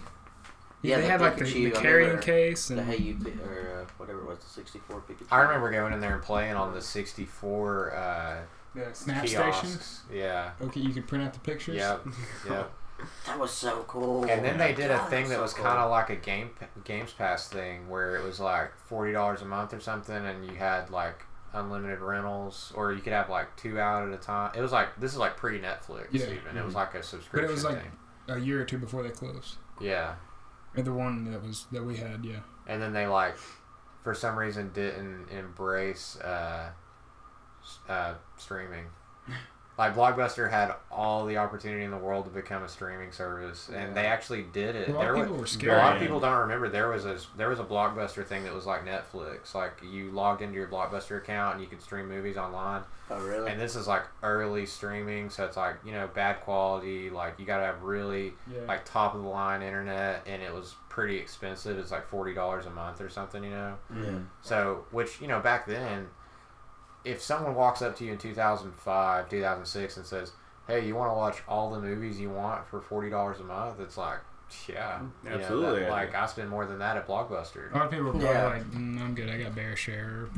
That's true. I mean, for Bear people share. pirating, but for your like casual, Yeah. movie watcher, like that's like not that. It sounds crazy now because we have Netflix, but Blockbuster had every opportunity to.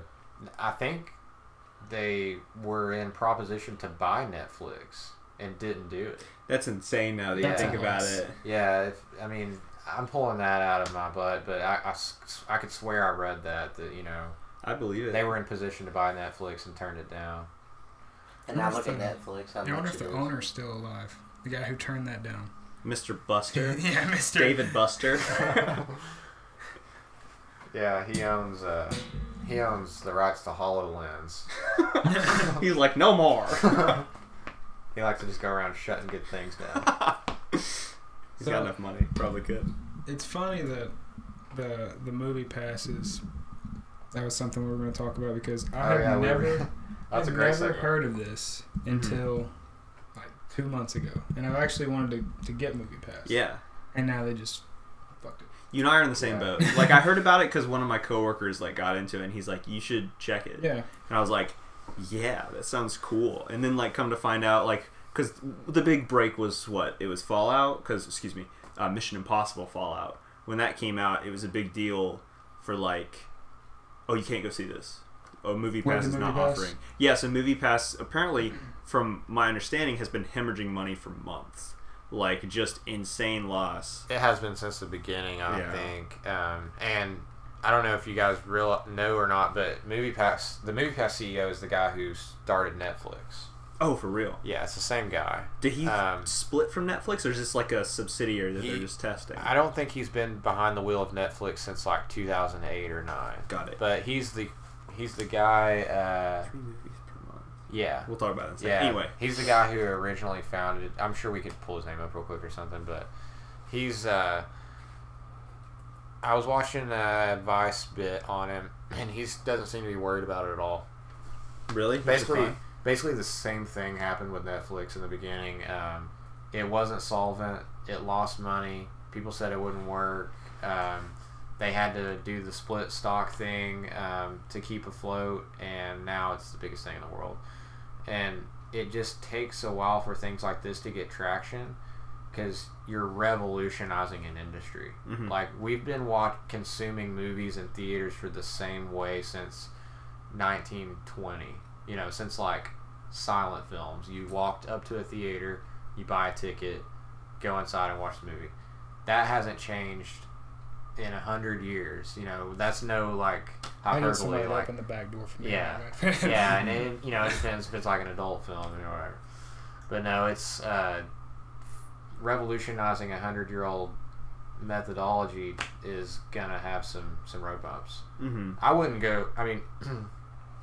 I wouldn't go short on Movie Pass. Like I think they'll be fine. Movie Pass sounds really good in theory, because there's people like me who go to the movies. You know, when something good comes, like really good, I'll go every 2 or 3 months or whatever. Mm-hmm. And then when I go to the movies, every time I'm like, God, that was so expensive. Yeah. And it's expensive to go to the movies. It's like if you want to get drinks, you know, popcorn, some candy, and then 2 tickets, it's like $40-$50 for sure. And so, like, you know what? I've seen this Movie Pass thing. I'll just buy it, and you only use it 2 or 3 months.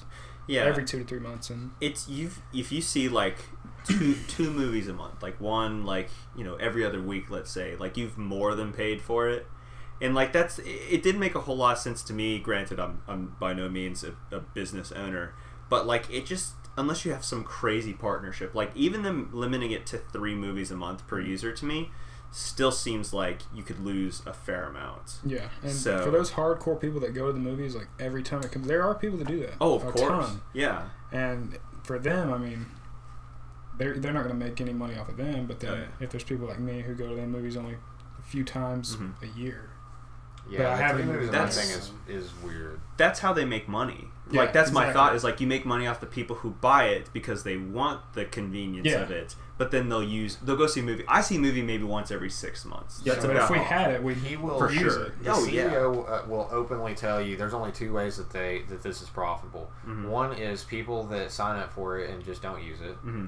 and the other one is monetizing your data. So whenever you use this, you agree that your data can be used for advertising or for whatever. Yeah. And so they target. The plan is to target you and bundle things with it. So like, you're in Knoxville and you go, I want to go see a movie at the Regal Riviera downtown. So then Downtown Grill or whatever, dinner. right next door, they're like, oh, before your movie, here's a free appetizer. If you want to come over to Downtown Grill and have dinner beforehand. See, now that's genius. That's how That's cool. it's going to make money. Yeah. And he'll tell you that monetizing your data and just you not using it is the only way it's profitable. Yeah. In the long term, without those things, it will fail. Yeah. So I think that this is to get them through hemorrhaging cash, because right now it's just not solvent, and they're borrowing money.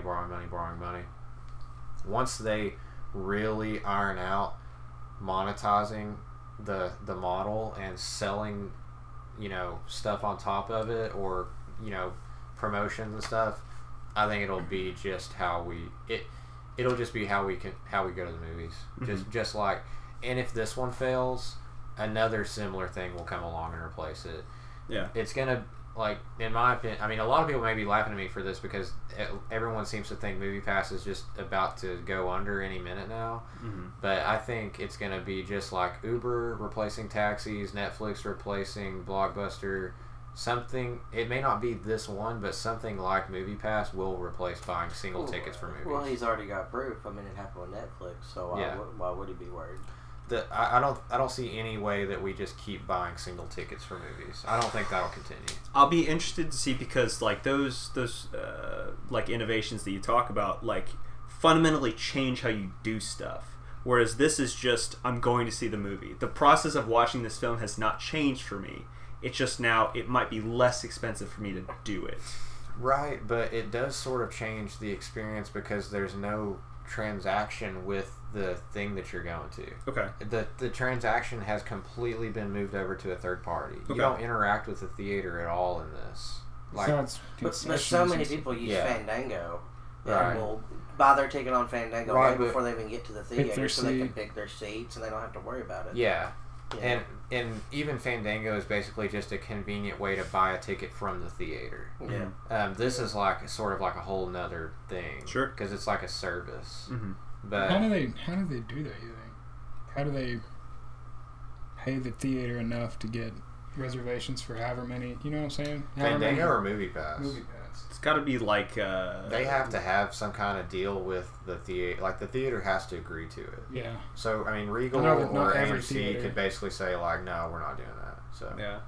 Which happened in the early stages of it. AMC was like, this is not gonna happen. I'd like to see the agreement, like the split what percentage or something like that. Yeah.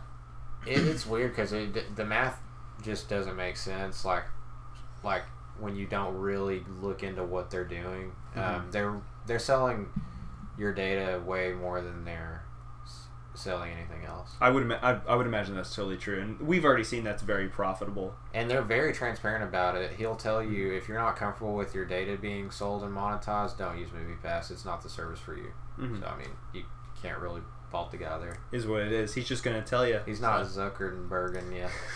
Zuckerberg. He's not Zucking. Yeah. Well, I would like to see it work because it's a really, really cool way to have that kind of come to be. And if not this, maybe a different platform. Something like it will. I think the theater experience is bound to change. The way we watch movies is changing. Like, it's still actively changing. So Right. like that's why I'm genuinely curious. It could either be like the new way to watch movies, like he said, or we thought that video games, the way we're going to play games, are going to change when the what was it, the Ouya? Is that what it's called? The Ouya. Yes, Remember sir. when that was coming out? I bought it. It's the Ouya console. we thought just sitting at home and having access to all these games, and then Yeah. shit. So I still like having physical copies of games. Oh, I yeah, do too. That's what I love. But It's me with music too. Like, It's I like just- tangibility. it's either going to be like the next best thing for movies, or it's going to be the Ouya. And I think that's cool to see. Like, as a third party, as someone who's just kind of watching it happen, like, I'm intrigued genuinely. But I don't even watch a lot of movies. That's on me. And I could see them doing something like a Marvel Pass or like a like different studios have their own pass. Right. So like you could get some kind of Marvel service where you pay a certain amount, and every time a new Marvel movie comes out, you can go see it, or something, something like that. Yeah. Like there's not enough that come out for that to make sense right now. Yeah. But it could maybe be a bundle of something else, like Marvel Unlimited is $10 a month, and if you're a comic book reader, you can read every back issue, not every back issue, but like thousands of back issues of Marvel Comics. So they could have like a Marvel Unlimited Plus, where it's like, $14 a month or whatever, and you get all the Marvel comics, and every time a Marvel movie comes out, you get to go see it. That sounds awesome. It's like when HBO had so when you were watching Game of Thrones as it aired, I think it was HBO Now, you could have it up on your tablet. So as you're watching the show, you could see notes about different characters and like different links between them as it was actively being aired. Yeah. Which I thought was super cool. Yeah, that's awesome. And I would like stuff a lot. And I use Marvel Unlimited. I'm a subscriber to Marvel Unlimited. So I would much rather see something like that integrated with more shows than say The Talking Dead after The Walking Dead. Yeah, and you can get the same point across and all the same points, but I mean, nobody wants to sit there and watch Chris Harddick for. I prefer commentary. Yeah, and he got in some hot water recently over a sexual harassment scandal. Yeah. What's the fallout there? They took him off of all the main platforms. AMC, his thing got canceled on there, and I think he was filming a pilot for something for FX, and it got canceled. But he still publishes his podcast. It's crazy. Just his independent podcast, but they took him off Nerdist. Dude. Well, he's been off Nerdist for a little bit, but because if I remember correctly, they found to be false allegations, right? Or were they I true? think it's still being kind of worked out. Okay. Yeah. I mean, it's just crazy. The whole thing is wild. He denied the allegations. Yeah, of course. But I can't really say whether they're false or not. I don't know if they. Like I said, I can't remember if they weighed one way or the other, but. It's insane. It really is. That whole thing is crazy. But yeah, I mean, I would rather watch. I would rather have live commentary than, an after show. Yeah, I like that. I like that a lot, especially for people who don't necessarily get screen time, like directors and stuff like that, talking about thought processes and how stuff was kind of put together. I think behind the scenes stuff is fun. I love buying music and seeing the recording setup. You know what I mean? Seeing them actually do stuff. I think that's really compelling. Studio updates. I always look forward to studio updates for I know that albums are coming out. People will either put teasers before or after making videos. Yeah, and that's sometimes the best part because it's just cool. You're so wrapped up in what it is you want to see every aspect about it. So bonus features are always going to be a thing. Cody and I kind of talked about this before about do the people who make media influence your enjoyment of it? If you don't like the person, would you like stuff that they make? And I feel like that I almost have to say I find myself kind of in agreement of if I don't like them, I don't know if I'll love everything they make. Yeah, and so I said on last week's episode that it didn't for me, that I just didn't care, and I thought about it. I actively tried to see if that was really true, and I was scrolling through music and stuff, and I was like, that's not 100% true, because sometimes I'm I'm not gonna. It's hard for me to get into something if I just don't like the person making it. I think that's part of the experience though. It's they say any sort of media, but I'm forgiving about it. Sure. If someone does something that is a little off color or whatever, especially in the gaming community, people will just get written off.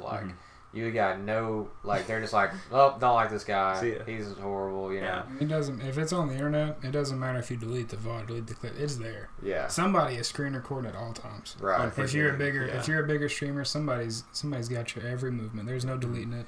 Yeah, and I can still enjoy it anyways. So. It's 50-50 on that stuff. So I feel you. Let's look in the comments real quick because there's a lot of stuff going on there. See if we can respond to anything going on there. So, I would think movie theaters will cease to exist at their current scale before MoviePass takes over 50% of the market. I think that's fair. I think that the layout has to change somehow because, like I said, it's the fundamental difference to me we haven't moved not far away enough. I still love theaters, but the dynamic hasn't changed to me at least. Yeah. So, and now you also said that See, there's something like, because I looked into this a while back, but he said movies should launch straight to the house. Maybe the theater chains will keep their current deals to show movies for 1 year before streaming devices by stating their own monthly plan, or pay to stream on smart TV and apps. Yeah, I like behind that. I'm totally behind that. Like a studio, like you pay like a monthly thing and get it as it airs. Yeah, and there is something. I looked at this a long time ago. Like, there's, I mean, if all the theaters get it, rich people can have access to it, and it's you have to be rich. It's thousands and thousands. I remember reading this. To get the box that new movies get put to, and it's very expensive, like 10,000 or more. Yeah, that's like per showing, something like that. That's basically making the argument that the only reason theaters are even in existence is because there's a period where that's the only place you can get the movie. Mm-hmm. So if we take that equation out of it, it's like, does the theater survive not being the first place to get a movie? I don't think as we know it. Some people enjoy the whole theater. I mean, everybody. Who doesn't enjoy going to the theater? But I would still go to a theater even if movies launch straight to digital on day one. I would still go to theaters. I enjoy the experience, but it's expensive as hell. There's one thing that convinces me for theaters' benefit, like you can't really beat a theater on right now without paying inordinate amount of money, is sound. Right. So like video is here or there to me. Like obviously I can get like a really nice quality on like my monitor or on like a decent TV you get for like a couple $100, but the sound that you can't put in like Dolby surround sound in your room with this theater quality. Like it's not gonna happen. You can't do that, and that for me, like to me, sound is about 60% of the experience. Like maybe that's undercutting it. Like sound is a big part of movies. I really think so. And it's the whole atmosphere. Like if you were in this room alone watching a movie, I mean, you get into it or whatever, but it's everybody else's reactions too. Like there's one guy who just like yells at the top of his lungs to laugh, and that makes you laugh even more. Yeah. That's the experience. For me, I hardly go to theaters other than for Marvel movies. Like I go for Star Wars. It's gotta be a blockbuster. I'm in a theater release night for Star Wars, anything Marvel, Wonder Woman, like any big name DC movie, I guess, but that, I'll probably go see Fantastic Beasts in the theater. It's like, but other than that, like, I'm not going to watch random movies in the theater. And I know people do that, and that's fine. I just usually don't. Yeah, it's just personally, and I don't know if that's like just a shift in generations. I don't think it is. I think it's just how you kind of like to consume media. I think that a lot of that is personal preference, but I think the majority of people favor that mindset of like, I'll go see the 3 movies that I want to see this year in a theater, but other than that, I'll wait for some people for Redbox, some people they'll just stream it as soon as it hits like Prime, or like if you have HBO, whatever you do. The person, and there's a ton of people out there, but the person who has social anxiety isn't going to be on release night for Star Wars around that huge crowd of people. They'd rather be at home by themselves. You could probably make a ton of money doing like the release date at home, like stream to digital right away. Like, and that would even be fun. Like you could have like a release party or whatever. Have some people over and like right at midnight or right at the time where it drops or whatever. You can all watch it together, and then you still get like there's still an experience to be had. And I know it's. You can still do it because people do it now, but think about how much more piracy of movies there would be, and that's probably a big thing that's holding them back. I mean, who can't just set up a tripod with their iPhone right here? But you can't do that. People do that in anyway. A theater. Yeah, people do it anyway. So they carry the whole setup in, but it's a lot harder. My DSLR, and I recorded the new Avengers movie. Yeah, it's funny that like it's like 4K cameras and they're still 188p. It's insane. 144, my bad. I ripped this from my phone. Maybe IMAX could take over the theater experience. IMAX could. They definitely could take over, but IMAX is even more expensive. Yeah. To see like.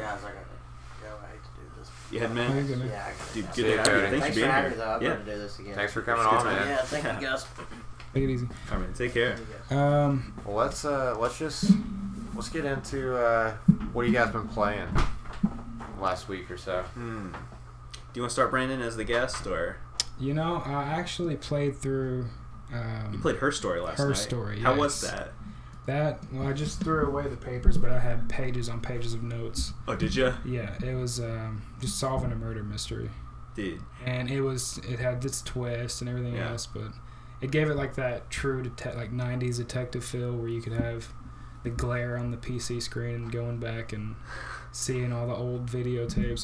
That was a really good game. That game seems super compelling. Like, part of me didn't want to get into it because I was waiting for like a perfect time to just like blow through it. Yeah. Not that I could fly through it in one setting, but like I just wanted time where I could just sit with it for a while because it looks really, really cool. So yeah, I agree with. He said I think games like Her Story need to be bigger in the market. Yeah, I do agree with that, but it's just all personal preference, you know. Some people don't want to sit down with a pen and paper and write out stuff. They'd rather just get it out on Call of Duty. Yeah. There are like games to me that like kind of experiment with the medium are really cool. Like there's this super small, it's not in the exact same vein, it's a very simple game, but there's a horror game you can get on like Itch.io right now called Anatomy, by this artist. Her name is Kitty Horror Show. Have you heard of this?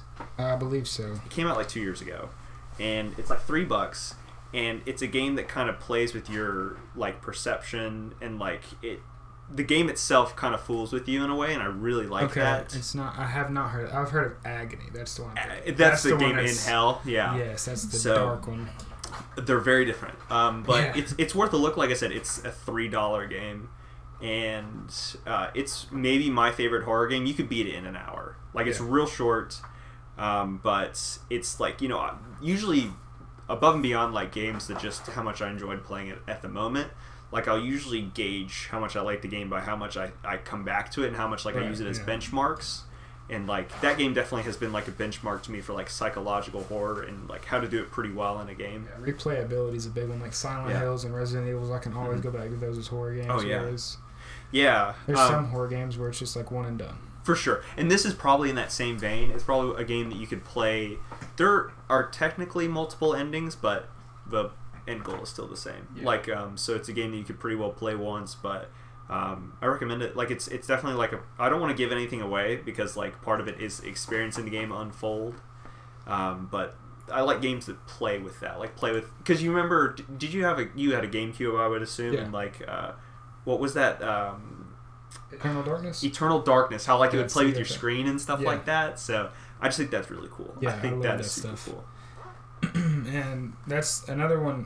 Her Story. I mean, that was cheap too. It wasn't $3, but I think it was like $4.99, maybe $9.99 at most. Still, so you can't go wrong with it. And it's a 3-hour game, and it'll definitely test you. And the twists in there make it good too. So that's cool. Yeah, I definitely need to play that game. It looks super good. What else you been playing? Trying to think here. Played a little bit of Remothered. That was another horror game where you gotta run from a naked dude. Hell yeah! Now is this is on Steam or? Yeah. Okay. That one's it was on sale, so I bought it for like $10. But okay.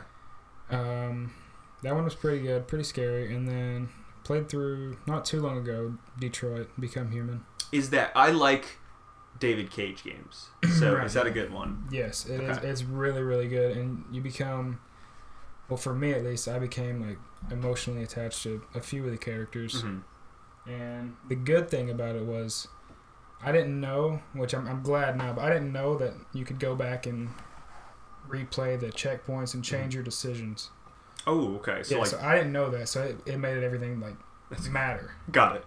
Instead of just being able, well, I'll see if what happens if he dies, and then go back and change it.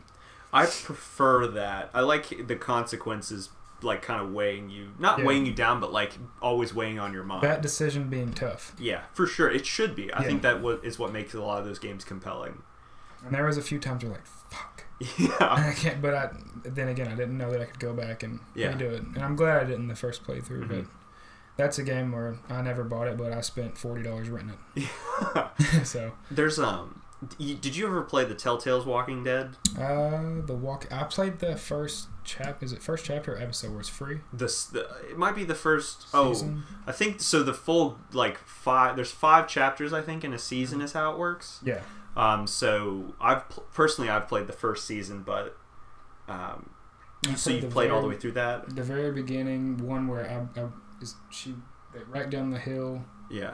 Wreck the Car. Yeah, I played that then. That game, just the free version. Sure. So if you like find yourself, if you find it on sale for like the full game, it's worth a look at this point. Like that game definitely struck me with a lot of really difficult decisions. Like I won't give away any like big spoilers, but one of the really early ones is like because you play Lee. Like in that case, you're like the kind of leader of like this little group of people, and like one of the early decisions is you've got like, let's say 8 people there, and you only have like 3 pieces of food, and you have to choose who gets fed that day. I've actually watched a lot of that, like you'll see the clickbait YouTube ones where it's like the hardest decision ever made in a video game, and it's like crying and stuff. Yeah. Oh yeah. So I've seen those, and they seem like they're they're definitely hard decisions where you've got to make sacrifices. Yeah, I personally, at least, I find that pretty compelling in games when they like force you to kind of debate that. I think that's cool. You said, how about a game like Layers of Fear? Do you think games like that will continue to thrive, or are they one-time games and in the clearance section? I haven't played Layers of Fear yet. Layers of Fear was actually highly praised, but it's, unless it's a AAA horror title, it's not going to outlast Resident Evil. It's got to have names like that behind them where it's big and on multiple consoles to make a difference. That was psychological horror, right? Yeah. Look at like Amnesia though. Yeah. Or like Soma, like frictional games, like I never played Soma, but I've heard it's got good stuff. Soma's good. Soma is very much not a scary game and more of just like a tense game. Mm-hmm. So Amnesia is probably one of the most scared I've ever been playing a game, yeah. just in honesty. But Soma is a lot more, I guess introspective is the word. It kind of like forces you to think about stuff. I don't want to give away a lot because I kind of want people to play the game if they haven't. But I like the way that game kind of forces you to think. See, Soma, is that the one where it's underwater? Yes, that's the one where you wake up. I don't know if that... It just didn't really appeal to me. Like, I like survival horror. Sure. It's very much not a survival game. Where it's an ass clincher. Yeah, well, there are moments of that. Like it's very much like there are scenes that remind me of like Amnesia, like sneaking around to get behind enemies. You're still basically defenseless, so you can't fight back. But and again, it's not like it's not a scary game, but I found myself not being that scared by it. Like there are like tense moments where you're getting around stuff. Right. Outlast is the one with the camera, right? Outlast is the one with the camera. Got the night vision. You got batteries. Mm-hmm. Yeah, I played a little bit of that. That game is cool. The first one was cool. The second one didn't appeal to me near as much. I've mostly sat out this conversation because I don't play horror games. Oh, sorry. I'm scared.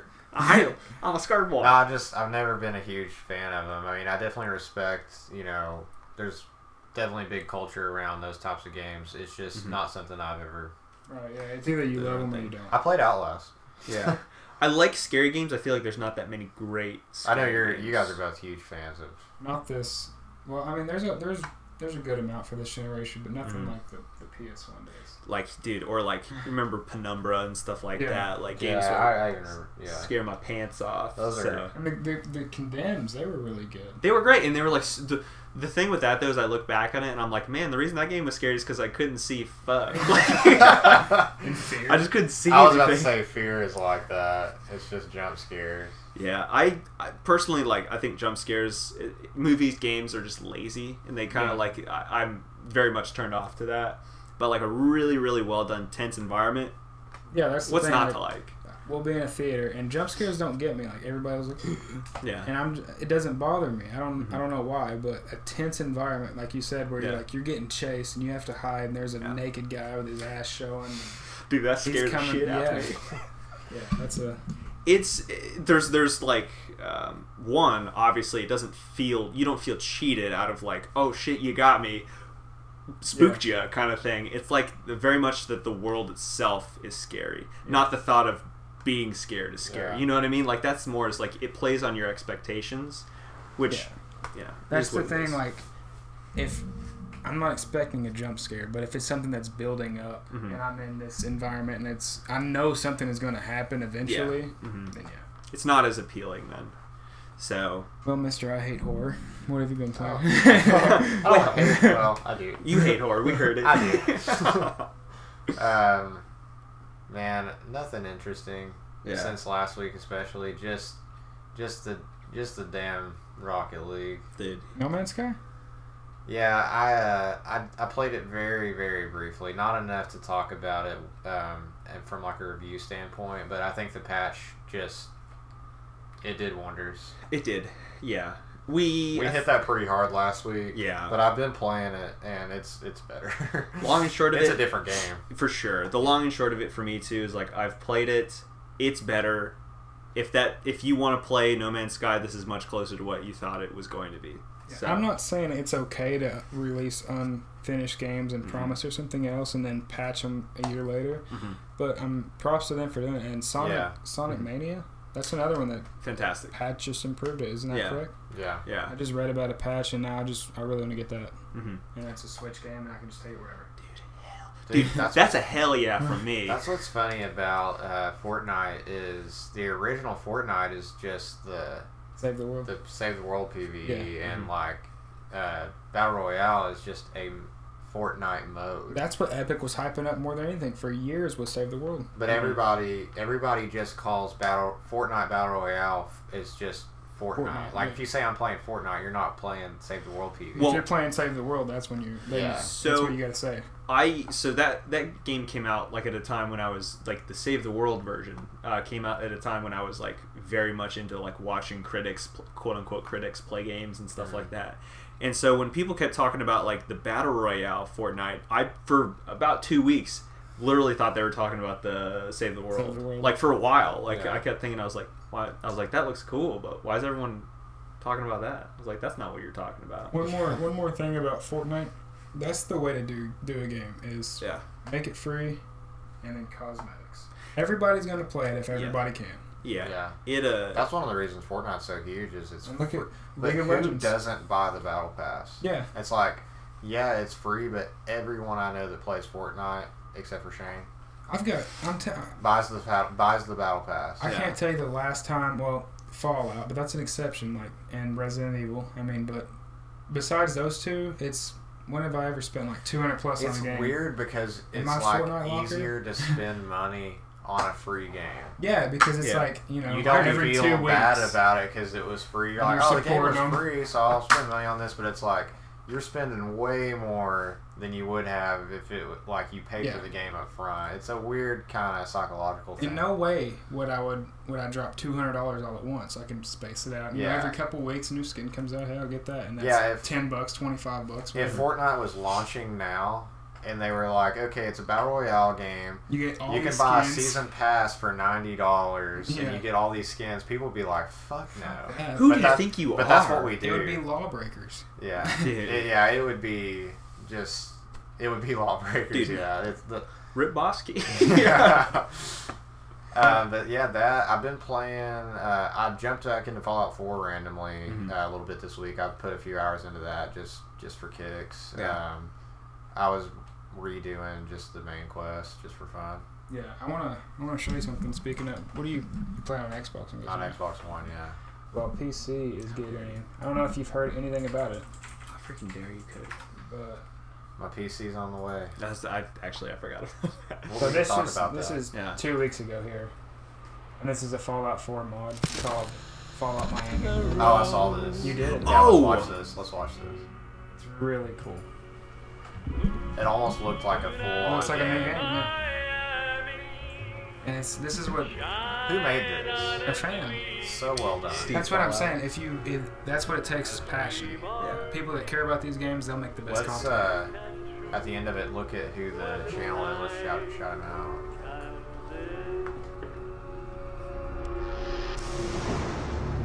This place used to be paradise. Now you got these young kids from up north with their souped-up cars. Don't even get me started on those slaver schmucks. But people out here survive. Some folks scavenge, others steal. The good ones band together, form communities for protection. Miami's a tough place. If it's not the gangs or the gator claws, it's the damn sandstorms. Or something much, much worse.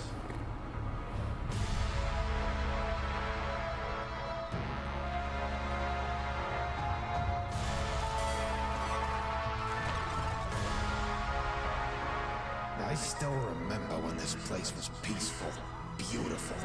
And these are clips from like Beaches, 4 and the New celebrities, Vegas. people came from all over just to splashed vacation together. here. So it's a 4 Families with children, mod? good, hard-working Yeah, I think Americans. so, yeah. Okay. But that was a long time ago.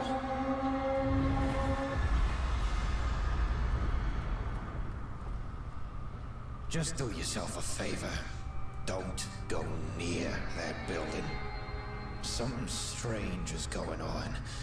And I hate to say it, but this might be the beginning of something big. So because of a fan-made mod, now I That's have to buy a ridiculously second good. copy of Fallout 4 for PC because I don't have it. I've got it for PS4. That's insane. And that's sort of why. And the channel's just Skyrim. Fallout Miami. Okay. And Dude, they've good got, on them. you know, And that's like Skyrim. We were talking about Skyrim mods the other day, and it's like the mods just have added on a completely new game. Yeah. I mean, and same thing with Grand Theft Auto. Grand Theft Auto, oh yeah. I mean, That's- the modding is just insane. I mean, Mm-hmm. It's kept like the game. It's why I love. So I'm wondering how. Speaking of that, how because like modding to me has kept the game fresh. It's kept the game super exciting. Yeah. So I'm wondering how the Bethesda launcher will change that. Will they still allow mods? I think That's a Bethesda good question. is good with mods. I hope so. Because I mean, yeah, they were kind of the driving Well- force behind mods being supported on console. That's what I was gonna say. Yeah. I mean, Yeah. if we I don't have it on think- console, I don't think so- Bethesda's going to inhibit mods at all. Rockstar, on the other hand, is not huge for mods. But also, there's the fans didn't care, so then they made the 5M launcher, and that's where you get everything. You launch Right. GTA through the mod program. Mm-hmm. Right. I've got like 20 minutes on Steam's version of GTA, but like 20 something hours on the modded one. Because Right. you did some of the role playing Yeah, stuff, I right? did. So yeah, That's pretty entertaining. I was gonna get back into that. I've been watching people do the role play, and it just made me want to do it again. Yeah. And that was never intended. I just bought the game when it was on sale, and then went to some of the modded servers, and people there just were fucking hilarious. I couldn't resist. Takes Had to on a throw lot on the of time. accent. Dude, it's cool. I think it's awesome. I think that's the way that it kind of like builds bigger and better than the game even Yeah. started as. It's is it's because of the fans. I mean, For sure. if you love something, you're gonna do it good. They're just about to come out with a huge Fallout New Vegas mod. I think it's called New California. I could be wrong there, but like it's something that's been in the works for like years. Yeah, We've got a coworker who loves it to death, and he's told me You a little guys- bit about it. Well, I know you like. Do you like Fallout? Yeah, yeah. What are you guys? All right, here's a question. What's your favorite mod? Fallout 3, New Vegas, or 4? Or not mod, but add-on. You're talking about mods. Your DLC content. Oh, just DLC in general? Yeah. New Vegas. Did you have like a specific one from New Vegas? Oh, DLC for it. Yeah. Man, Like I for don't- me, it'd be Point Lookout. Yeah. I I'm not sure. What Point Lookout was the one where it added on like Swamp and then like the Moonshiners and right, and then what was the one that launched like simultaneously? Didn't that come out the exact same time as another one? Point Lookout, or were they staggered? Wasn't there one that was like, was it Cold War? There was Blues? Operation Anchorage, The Pit. I think those came out at the same time. Operation Anchorage, yeah. Okay. That's the one where you go to the wintry mountainside and Mothership Zeta. Though that one was. I sort of just group them all in my mind as just New Vegas. Like I barely remember distinguishing. I actually never played New Vegas until after the DLCs were all already out. Yeah. So I kind of just played them together. But Yeah. When I bought it again because I played it on Xbox with no DLC, Mhm. and I played on PC with all of them. So like I don't remember them name by name, unfortunately. I They wish I could did. get away with just doing Fallout over and over again in a different setting. Just like Yeah. Fallout, New Madison, Wisconsin. We live here. New Knoxville. There's See- cheese everywhere. And I loved the. I'm with Cody. He's another one that hated the fusion cores in 4.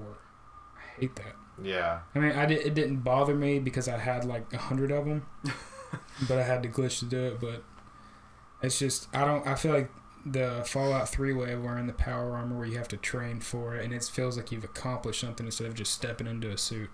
Yeah, I feel like that's how it completely should be. agree. Yeah. And they did the same thing going between Morrowind, Skyrim, Oblivion. It was just like they kind of dumbed it down, I guess. Like they made it more like Morrowind, you get dropped in and Morrowind's the most hardcore thing. Like it's one of the most hardcore RPGs there is, and there's a lot of hand holding in Skyrim. Yeah, Oblivion's definitely my favorite. It's Skyrim's like you kind of gotta best set your character up a certain way. Morrowind, you can do anything you want. Pretty sick. What have you been playing, Colin? 2 games. I picked up 3 days ago the Steam release of Yakuza 0. Nice. That game is freaking awesome. So it's super cheesy. It's like if you like brawling games and you like Japanese games, it's right smack dab in the middle. So I mean, it's got like the crazy exposition. It's super cheesy. The fight mechanics are really fun. I, like an idiot, played about 2 hours of it, and then I was like, I've played enough for today. Turned the game off. Didn't even realize that you had to actively save it, which was absolutely my mistake. But one thing I learned from doing that is that I've played about 3 hours at this point, and it took me, if you skip every cutscene, at least half my time was spent just in the cutscenes. Like, if you play the game and just do the story, like I've completed the first chapter at this point, and it took me, like, it's probably like 60% voice acting, like listening to the exposition, and like 40% run around beating people up. Have you ever played Metal Gear Solid 4? Yeah. Talking about cutscenes. Yes, sir. If you've beat that game and not skipped anything, props to you. That's the worst with cutscenes, but you were talking about it and I had to bring it up because you're totally fine. And you have to watch them to understand the game at all. The story to that game barely makes sense if I'm following it. It's just like her making eggs and then random shit. You're like, sure. Jumps. You're like someone just in their kitchen, and then you skip the cutscene, and then you're in like the middle of a war, and you're like, that was a big cutscene. Yeah. Hour and a half. So it feels like they're like small movies, and like it's a really fun game. I would say it's well worth $20 at this point, but again, I've only completed the very first chapter. Don't know how long it is. I've seen people in the Steam reviews get like 30-40 hours out of it and be like, this game's rad, like it's so cool. I'm really enjoying my time with it. It's pretty silly fun. So if anyone likes brawls or like, again, like JRPG stylings, like a lot of the exposition and stuff like that, it's fun. It's very, very fun. And then I've been playing this puzzle game called Opus Magnum, which you may not have played a Zachtronics game. He's made games like Infinifactory, Space Chem, Shinzen.io. If you've heard of any of those games, he does like these really weird puzzle games, and like the whole thing is like you have like they give you these like basically molecules, and then you have to take them and create like a final product. You can do it however you want. You have to like bind the pieces together, create like a shape and stuff like that. Sounds like it's super cool. I love those types of games. I love all Zachtronics games though. And like you get part of me just wants to solve the puzzle and just be done with it, but the other part of me knows at the very end they grade you based on like how many pieces you used, how quickly it finished. I'm like, oh no. So I have to spend like forever like trying my best to get it like as clean as I can, because like I love like when it like finally works, like super satisfying to see it like get better than the first time you built it. They're really fun. Like it's a really, really interesting little puzzle game. Easy to learn, difficult to master, like all the greats are. So it's really fun. Really, really good. Yeah. Got a couple questions here. Let's check the comments real quick. We'll probably wrap it up. Got one. What does Steam release mean? That just means it's just the PC version that's digital. Yeah, so like, because it was just on consoles for a while, and then I guess this is the first Yakuza game to be on maybe at least Steam. I think the first one on PC though. Right. Yeah, if you were about to buy a game on Steam, it's the full version. Yeah, it's like $20 is the full price. It might go on sale soon. It might have been on sale when it first came out. I didn't see it when it came out, so not sure. And then last one, how do you feel about the Atari VCS that is coming out, success or fail? I'm I not sure about haven't that. seen much on it. I did see it. Is that the one where... Now, I know Retron is making an Atari, and that'll be a success. Because anything they make is amazing. The System Killer. Let me look up the Atari VCS real quick. Oh, it looks like the... What? Oh, is it basically like a SNES Oh, Mini? you can stream. It can stream? Yeah. That's what virtual game stream connect like never before. Virtual cam stream. Oh, it runs It's on a Linux OS. I've seen prototype pictures of this, and I was like, this is going to be so expensive, I'll never be able to get it. Let's see on the pre-order, shall we? I'm going to pull it up. It's not there.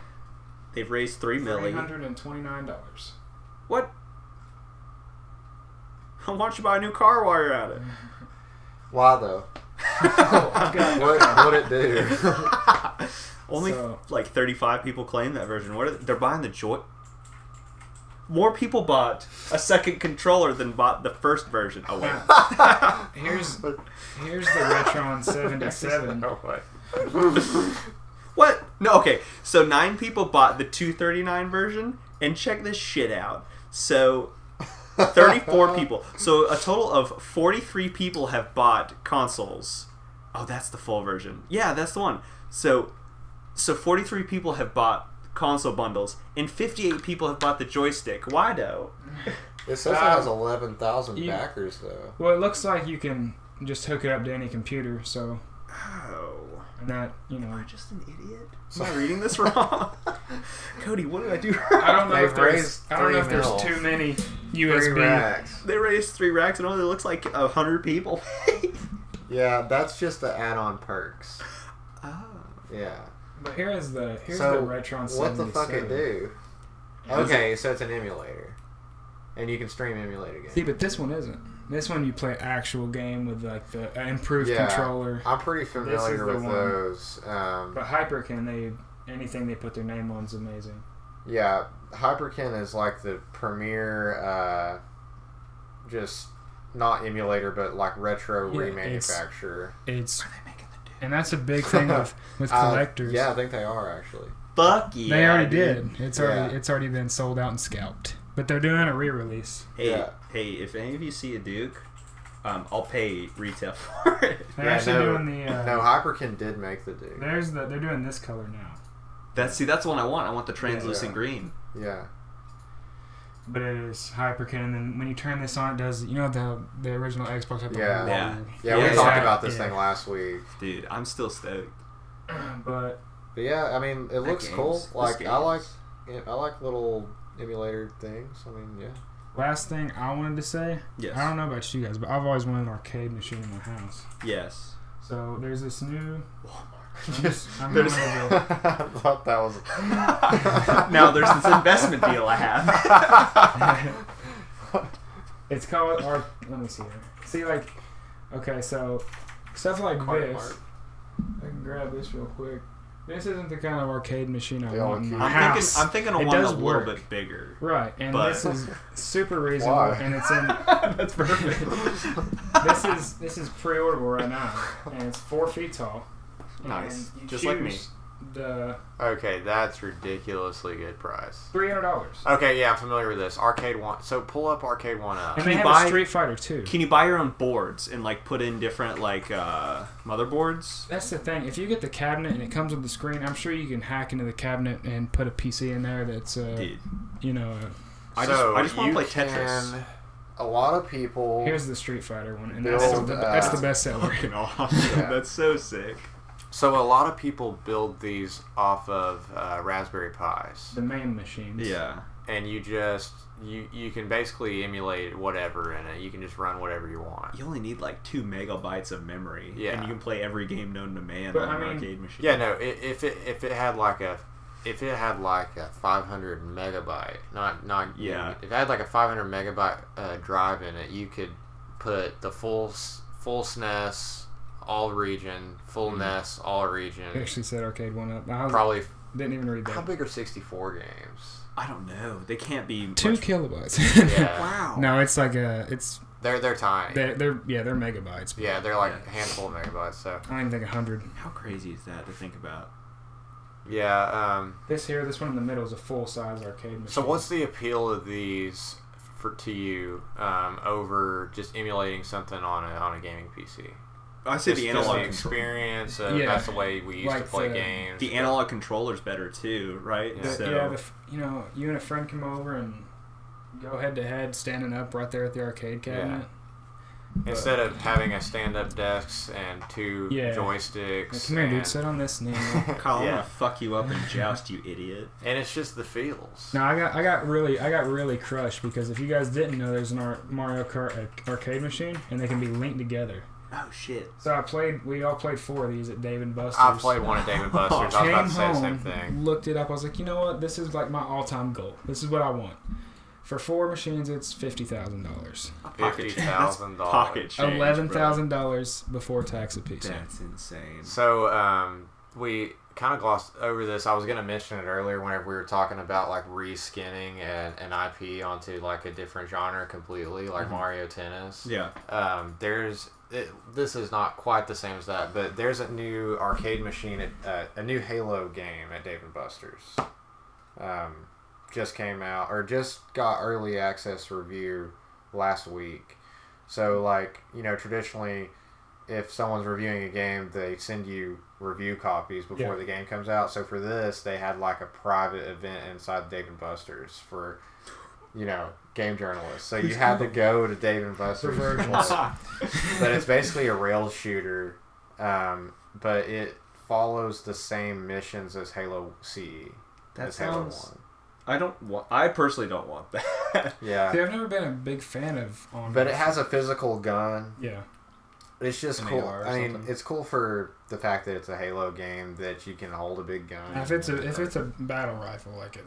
But 2-scale battle. So the arcade versions of games always are they're designed for you to sort of lose. Right. But from what I've heard from the reviews, it's basically like it's good enough. I mean, it's forgiving enough to where like they let you play for a while. Like it's an arcade game, so it's like you're not gonna like beat the entire game in like $5 or whatever, but you can get through a mission. Yeah. So there's like 13 missions too. So I mean, even if like it was decently, they were fair, saying you'd have to spend something like $25, $30, $40 to get through the whole thing. Get out of here. If you're like really good, you could do 25. Dude, I'm a pro. I'll get out here in 20. I love that arcade machines are still around, but since you've been to Dave & Buster's, have you seen the new Tomb Raider one? Have you seen the freaking Star Wars TIE Fighter game? Yeah, I played that one. That one gets me. I mean, are you talking about the pod thing where you like go inside the pod? Yeah. I don't know what you're talking about, but I like everything you're saying. Yeah, someone in the chat was saying that the Halo machine is big, and they were talking about it is like it's got a big Halo Alpha on it. Like it's got a huge Halo, like a ring. Yeah, like going over it. That's wild. And yeah. Is this it right here?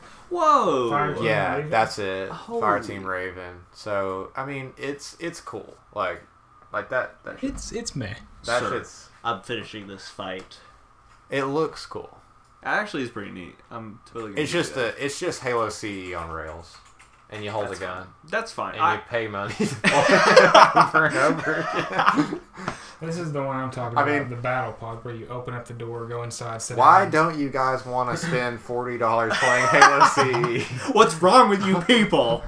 I love the fact that arcade machines are still around, and they're just improving. Oh yeah, the Star Wars battle pod is. I would. Like it blows wind in your face, kind of like that Dollywood ride. My eyes, they're dry. I spent like $20 playing that in Dave & Buster's. Did you really? Yeah. Where'd you go to a Dave & Buster's? Atlanta? Nashville. Nashville. Yeah. Okay. Yep. The you can get like real drunk in there and go play Star Wars in a freaking pod. Dude, I got shitty and spent $50 on Halo What's funny CE. is like for games like that, you kind of have to like watch when someone's getting up and like go sit down at it. It's not like there's like a wall of them. There's usually just one.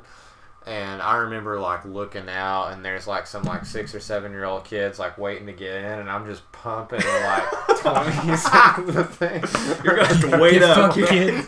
Go play some other shit. Get out of here, Mister. And I was like, "Get out of here, kids!" I'm Sir. And I'm just like chugging Bud Light inside the Star Wars pod, just cramming 20s into it. But I mean, it's fun. Dude, that's what being adults about. Drunk in a pod racer. Get out of here, you kids! See, This is my pod. if anybody knows our location, I feel like the old CC's right there on Broadway. That'd make for an awesome 24-hour arcade. Just oh man, it'd be awesome if we had something like that around here. We were just talking about that the other day. Just go in it, because I was talking about like an internet cafe around here.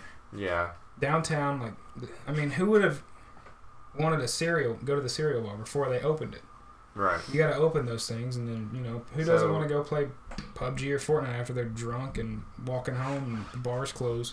For people who aren't from Knoxville, which is most people in the world, there used to be a place called Game Connection in Halls, and Brandon and I frequented that place. But I paid their bill a couple times. Yeah. So it was basically like you could go in and pay. What you just paid by the hour, right? Yeah, it was $6 an hour. But if they were young guys working, if you didn't bug them to switch the games, they'd let you stay until you did bug them. And they basically just had every game. It was like a Blockbuster or whatever, and you just paid $6 an hour, and you could sit in there. Really nice gaming chairs, snacks, drinks, really good monitor, really good setups, and you could just go up to the counter and just swap in and out any game you want. That's cool. So like whatever console you're feeling, just like jam it. They had gaming PCs. They had Xbox 360s at the time. It was Xbox 360, PS3s, and you could just pick a game off the shelf and sit down and play. And you guys you just spent like full evenings there just jamming games and stuff like that? All day, like during the summers, because we were in high school at the time, I guess, like freshman, sophomore in high school, and we would just sit in there till our eyes bled. And they had all-nighters in there. Yeah. So you could either rent the place out, or they just had like special all-nighters. Oh shit. They did one. I remember one specifically they did for Gears of War. We went to the all-nighter for that, and I mean, we literally just sat in there playing Gears of War till 8 o'clock in the morning. So that's the way to live. But yeah. That's the way I still live. Dude, that's not so bad. East Town Mall, how it's just dead now. Right. Sci-Fi City's still like the only place open, and they still have like stations. They still do that there, yeah. Yeah. Bitch. Son of bitch. That's right.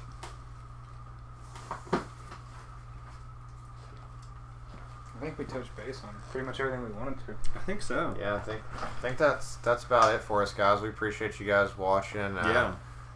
Dropping stuff in the comments as well. We appreciate you guys. The audio version will be up on Apple Podcasts, Stitcher, whatever basically your preferred podcast platform. We'll have that up tomorrow. So be on the lookout for that. Yeah, thanks guys. It's been a blast. Seriously, nice being here with everybody. Glad you guys, thanks for having us on your show while you were on our show. Combo there. So. Showception. Thanks, man. I'm gonna end the stream here. Go give these guys a subscribe. Yeah, whatever you get your podcasts on, just subscribe there. So, and check us out on YouTube, The Fully Torqued Show. All right, you guys take it easy. Thanks for hanging out. I'll see you next time.